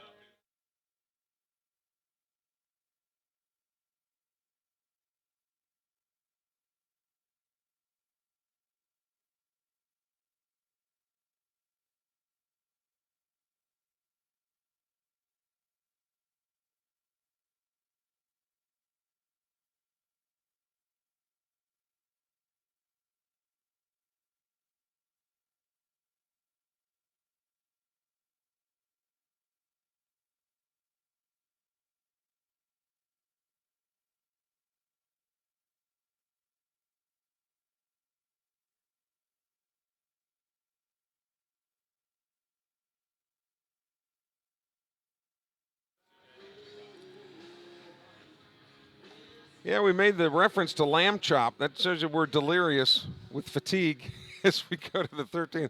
Talking about Sherry Lewis and Lamb Chop, a sock puppet from back in the 60s. Jojo Parker. And, of course, Jeremy's never heard of Sherry Lewis and Lamb Chop. So here's Jojo Parker, the second baseman. He has not been on base yet tonight. Facing Andrew Knight here in the bottom of the 13th inning. No score between Sumrall and Purvis.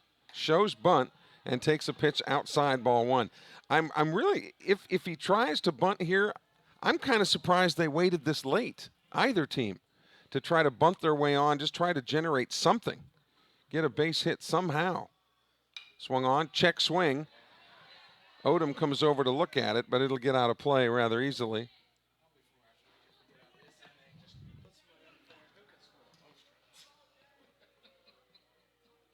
And Odom, of course, would be the guy to probably field a push bunt that direction. A ball and a strike here in the bottom of the 13th inning. The 1-1 pitch. Swung on, fouled again. Riley Garner on deck. A district game that both teams fighting valiantly to put on the winning side of the ledger. The 1-2 pitch, little check swing. Knight can't get it. Phillips will have to come up with it and cannot find the handle. Infield hit. Infield hit for Parker.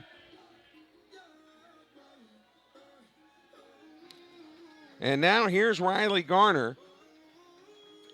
And I would bet the mortgage that a bunt is coming here.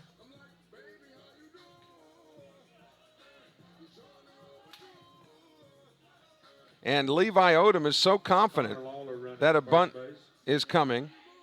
Lawler Garner, the batter, number 8. Lawler into run. Designated hitter. for Parker.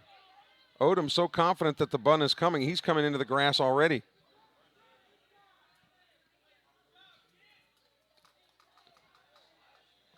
No outs, runner on first base. Garner has singled and struck out 3 times. Throw over to first, runner back. Now, if you're just trying to get the runner over and Odom is in, Garner's bunt could be to the right side to sacrifice himself and make sure that it's executed. Breaking ball hit him in the head. So the bunt's not even necessary, at least for him. Runners on first and second, nobody out. And here's Walker Flat now. He hits 8th in the order. Runners on first and second, and once again, baseball strategy 101 would call for a bunt here to get the runners over to second and third. The runner at second in that situation would be moot. It would be the runner at third, in this case, Lawler.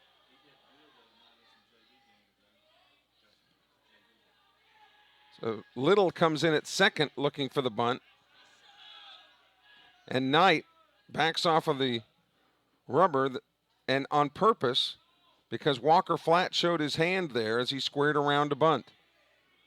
And so Little has alerted the infield as to what they're expecting here. The pitch from Knight. He attempts the bunt and missed it. It was a fastball. It was a good pitch to bunt, but Flat just missed it. Flat missed it. Boy, here's where that bunting practice, when you didn't pay attention necessarily, this is when it really comes into play. Bottom of the 13th inning, the Tornadoes trying to win it. We're scoreless. The 0-1 pitch tries to bunt this one, and it's foul. Now, realistically, the bunt will be pulled off, and it sets up Knight for a strikeout. And Knight has had 5 strikeouts. Flat, the number 8 man in the order. And would they try the bunt again? Ty Little thinks they might. He's still in. And they were showing bunt again as Knight went off of the pitching rubber. So that's exactly why the pitchers do that, so that the batter will show what they're going to do, or perhaps attempt to do. The 0-2 pitch, and there's the bunt. They'll go to third for the force out. What a play by Ty Little.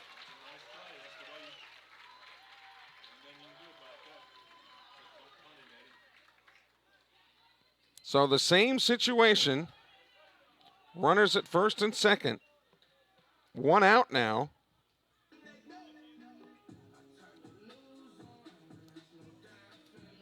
And ideally, you would have wanted to bunt that ball to the third base side. Now time called at the plate. And here's Brandon Smith, the catcher. So can the Bobcats get out of this mess here in the bottom of the 13th inning in a scoreless game? The runner at second is Garner. Knight did that again to see if Brandon Smith would show bunt. Number 4, Brandon Smith. But he did not. Purvis batting in the bottom of the 13th inning. Record numbers watching tonight. By far, you've blown the numbers off the roof here as far as people watching the webcast tonight. Knight checks the runners, brings it to the plate, and that pitch is low to Smith. Jacob Anderson, the leadoff hitter for the Tornadoes, on deck. No runs, 5 hits, 1 error for Purvis. No runs, 3 hits, 1 error for the Bobcats.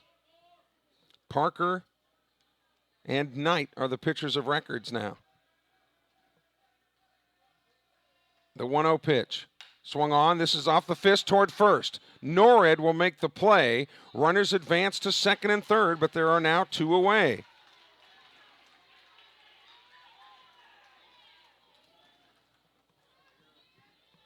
And it's up to Jacob Anderson. But now a passed ball, a wild pitch, any oddity like that would win the ball game with 2 outs. Anderson has grounded out 3 times. He has struck out and popped to the shortstop. First pitch from Knight. Strike on the corner. Number 6, Jacob Anderson batting. Hunter Robinson is on deck, but would only be needed if Anderson walked or reached base some other way without the runners advancing. The 0-1 swung on, little shot down the right field line, foul.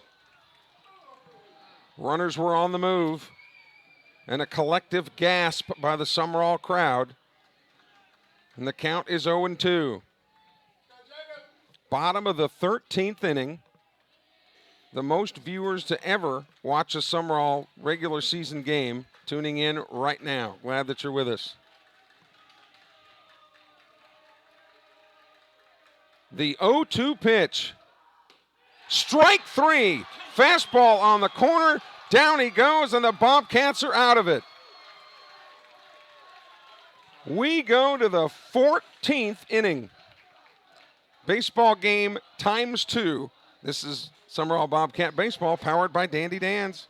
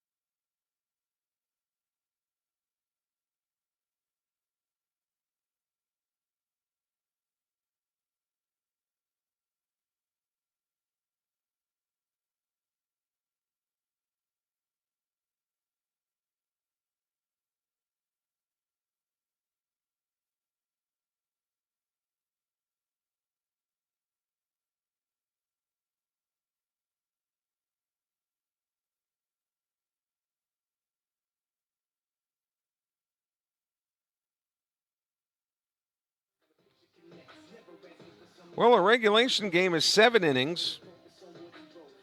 So you could theoretically say that Purvis and Sumrall now have played each other 3 times, because we are in the 14th inning and we are scoreless. This is one of the top sports stories of the year 2021 so far. 2 baseball programs richly steeped in tradition putting on a show tonight, albeit a defensive and pitching show. Sumrall sends hitters 2, 3, and 4 to the plate. Rayner, Phillips, and Norred. Number 1 batting. This is Rayner's 6th at bat of the game here in the top of the 14th inning.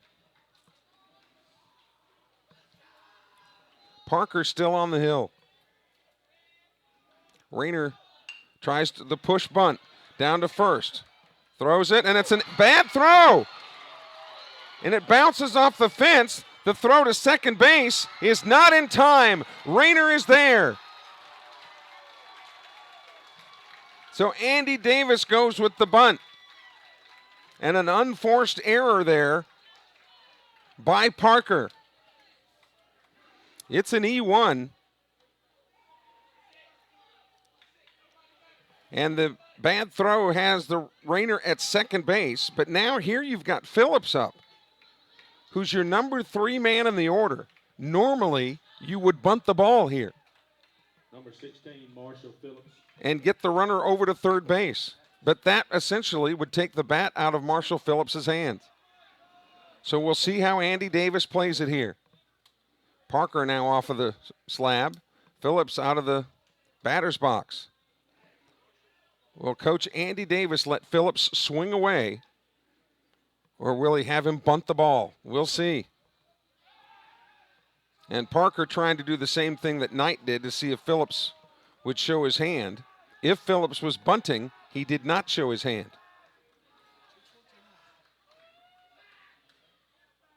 So we'll see. Sumrall batting in the top of the 14th. Phillips shows bunt and fouls it at the plate. Damon Putnam was charging from first. Putnam being a left-handed thrower, if he fields the ball cleanly, then his shoulders and hips are already pointed to third. That's why he's in shallow over at first base. Let's see if Phillips bunts again. He squares, puts the bunt down. It's beautiful. No play at third. They'll have to go to first. So the sacrifice bunt by Phillips puts the go-ahead run at third base. Great team baseball as Phillips gets the job done. Now here comes Norred. The Tornadoes will pull the infield in. Everybody on the edge of the grass, so that if Rayner breaks for the plate, they can try to gun him down. Norred has reached a couple of times tonight by a hit batsman and a single. Infield drawn in, anything crisply hit would get through. Here's the first pitch to him. Too high, ball one. Cade Dito on deck. Sumrall batting in the top of the 14th inning. We are still scoreless. Here's the 1-0 pitch. Strike. And Norred knew it. He may have been on the take. Hayden Norred is headed to Pearl River next year to play for Michael Avalon's Wildcats.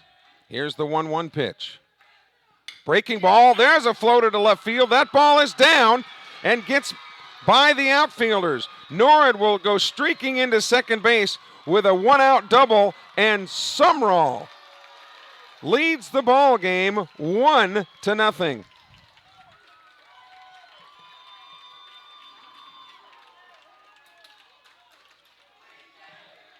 Number 3, Cade Dito. 1-0 Bobcats. Now here's Dito. Andy Davis frantically calling timeout here.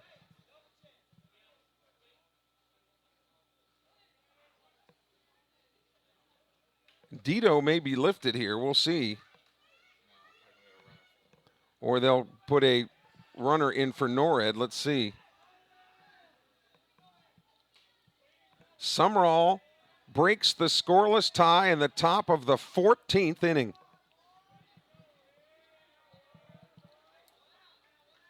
Brandon Harrison is going to run for Norred. But great strategy by the Bobcats. He took the bat out of Marshall Phillips' hand and played team baseball, and Marshall Phillips, normally a power hitter, was able to get the bunt down. You love, if you're a baseball purist, to see the power hitters do what they have to do to help win a game, even if it means they can't swing away. So here's Dito now with Harrison at second in a non-force situation. He doesn't have to go anywhere. And with one out,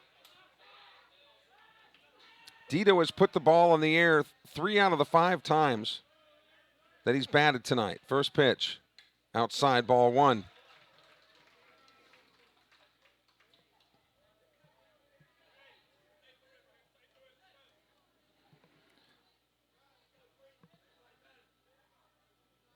Anything hit to the right side, that's the second or first base side, Harrison would be on the move for sure. Swung on, and there's a shot into left field. That's a base hit. Harrison will have the parachute pulled at third.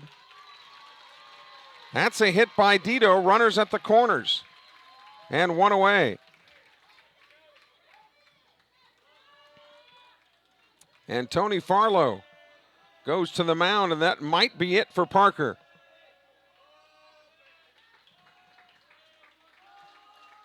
And he takes the ball from Parker, but what an effort. Pitching change for the Tornadoes here in the top of the 14th inning. We'll set the table for you and serve up some more baseball after this timeout. This is Sumrall Bobcat Baseball powered by Dandy Dan's.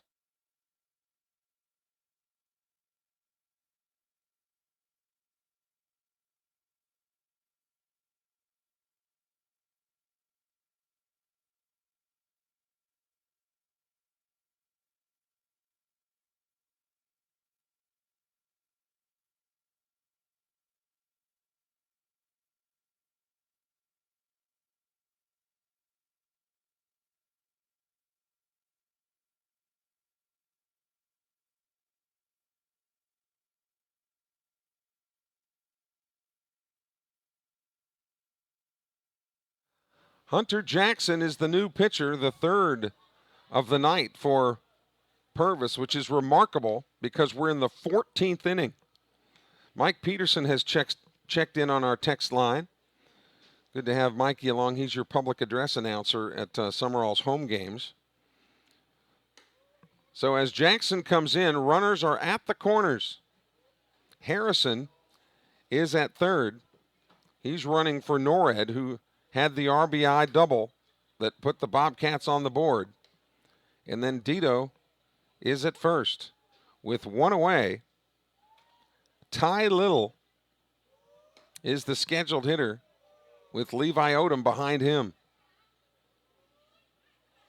And then Andrew Knight most likely would come back in the bottom of the 14th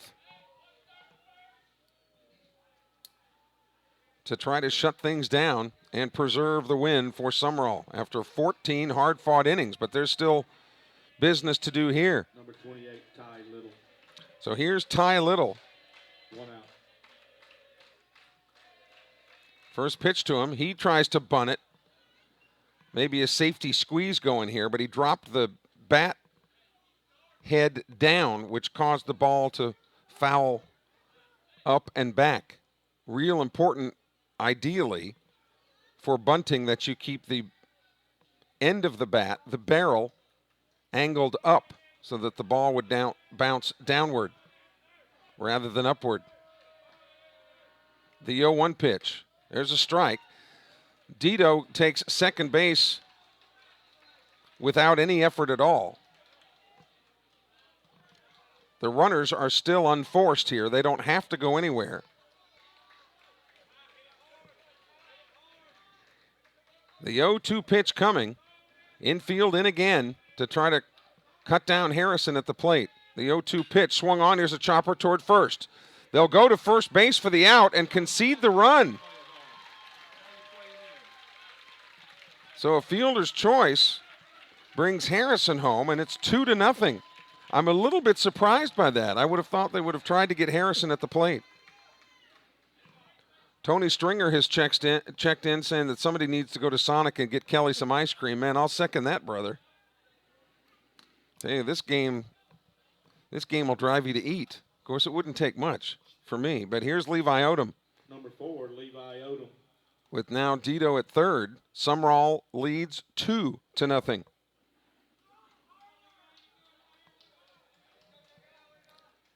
And Odom is so due. I've said that a couple of times now.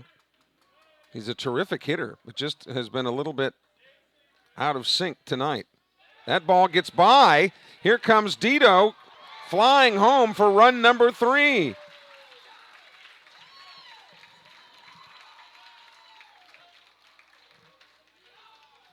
So the bases are empty now with 2 outs.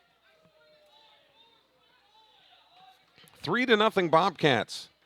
The Rawlers come up with 3 here in the 14th. The 1-0 pitch. Too high. 2-0 to Levi Odom. Should he reach, then Briggs McDonald would come up again.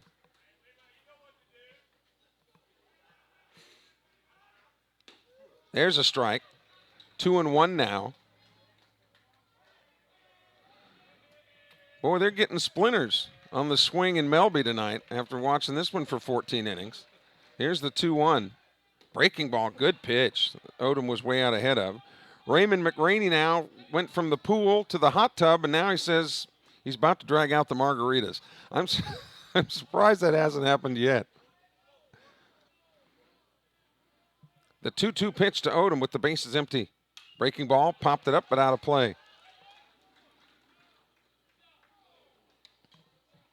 Andrew Knight has been tough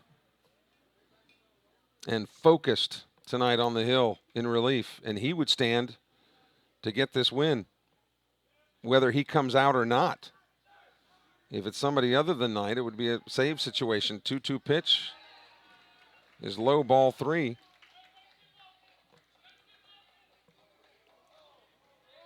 Hunter Robinson started the game, threw 120 pitches, and really handcuffed the Bobcats. They couldn't do anything with him. Then it was Jacob Parker, who almost won it for Purvis in the bottom of the 7th. 3-2 pitch. Swing and a miss. They'll have to throw to first base to finish it, and Odom is out. But 3 runs across for Sumrall in the top of the 14th inning. And Andrew Knight hustles back to the mound. It'll be his game to win on his own. That is to say, without any relief help. The Moraleses have started brewing coffee. And it's funny, I just said to the guys in the press box here, I said, do we have any coffee? But the Moraleses are a step ahead of me. Big time Billy has been watching since the 8th inning, says somebody needs to give me a raise. Man, Billy, I love this stuff. You know that. Well, Big Time came through with a homer for the Eagles in a plate appearance last weekend. His dad, Billy Garrity Sr., here in uniform tonight for Sumrall. 3-0 Bobcats as we go to the bottom of the 14th inning. Trey Crawford said that he left his house at 5:30 tonight heading to Oxford. Damon Putnam. Turned it on when the game was started. He drove all the way to Oxford before the game was over. Started listening to the game and made it all the way to Oxford. Here we go. What a game indeed. Glad that you're all with us. Another record-breaking number of viewers tonight. Thank you all so much. So here we go. Hunter Robinson, Damon Putnam, and Damon Piercy, hitters 2, 3, and 4, to face Andrew Knight here in the bottom of the 14th inning. Sumrall leading Purvis 3-0. Knight and Altman the battery. The first pitch is a strike right down the chute. Robinson pitched his heart out tonight, but will not be a pitcher of either record. Swing and a miss on the bender there.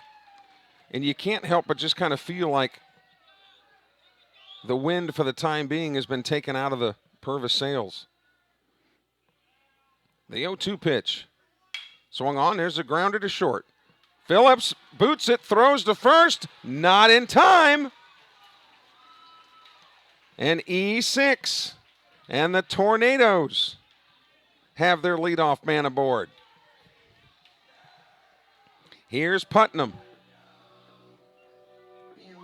It was just that quick bobble that cost him. And remember, Robinson's the quarterback on the football team. He's a terrific athlete, so he's there at first with nobody out. Putnam swung on, slow roller to third. Odom's got it. Will throw to first for the easy out.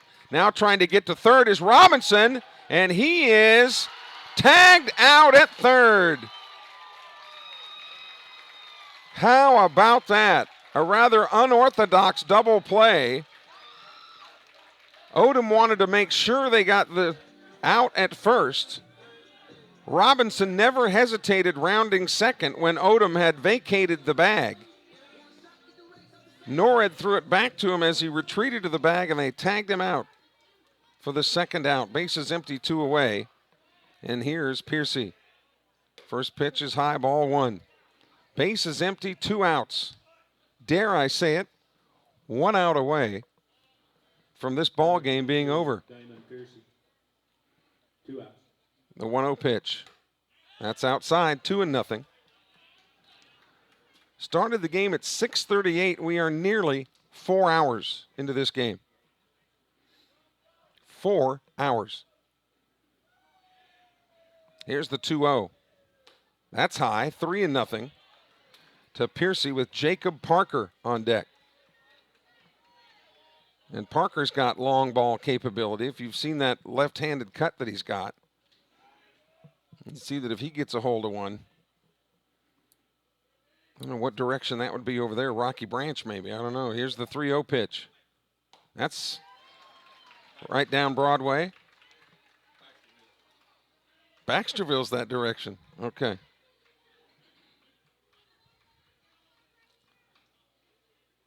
Playing him straight away here. The 3-1 pitch. Swung on, fouled into the screen. So the count goes full. Full count on the batter. I don't know. I'm surprised that my voice has held up this long, because as many times as people have prayed that I would go mute, it's held up. 3 balls, 2 strikes, 2 outs. Knight, the sign, the pitch. Swing and a miss. Ball game. Nearly 4 hours long. The Bobcats, 3 runs, 4 hits, 1 error. The Tornadoes, no runs, 5 hits, 2 errors. The winning pitcher is Andrew Knight. Sumrall wins it. 14 innings. Our next regularly scheduled webcast will be Saturday afternoon at 3 o'clock, weather permitting, against Columbia Academy. If the Storms move in like they anticipate, you'll have to follow our Bobcat social media to find out if the game has been moved time-wise or whether the game will be played. But Columbia Academy, the next scheduled opponent, Saturday at 3 o'clock from Larry Knight Field. For producer-director Jeremy Thompson, I'm Kelly Sander. Thank you for the record numbers of you watching tonight. And the Bobcats come out with a 3-0, 14-inning win and up their record now to 18-2 on the year. Thanks to our sponsors as well. We hope you'll patronize our sponsors when you have needs for their goods and services. Again, for Jeremy Thompson, I'm Kelly Sander. Thanks for joining us. You've been watching Sumrall Bobcat Baseball, powered by Dandy Dan's.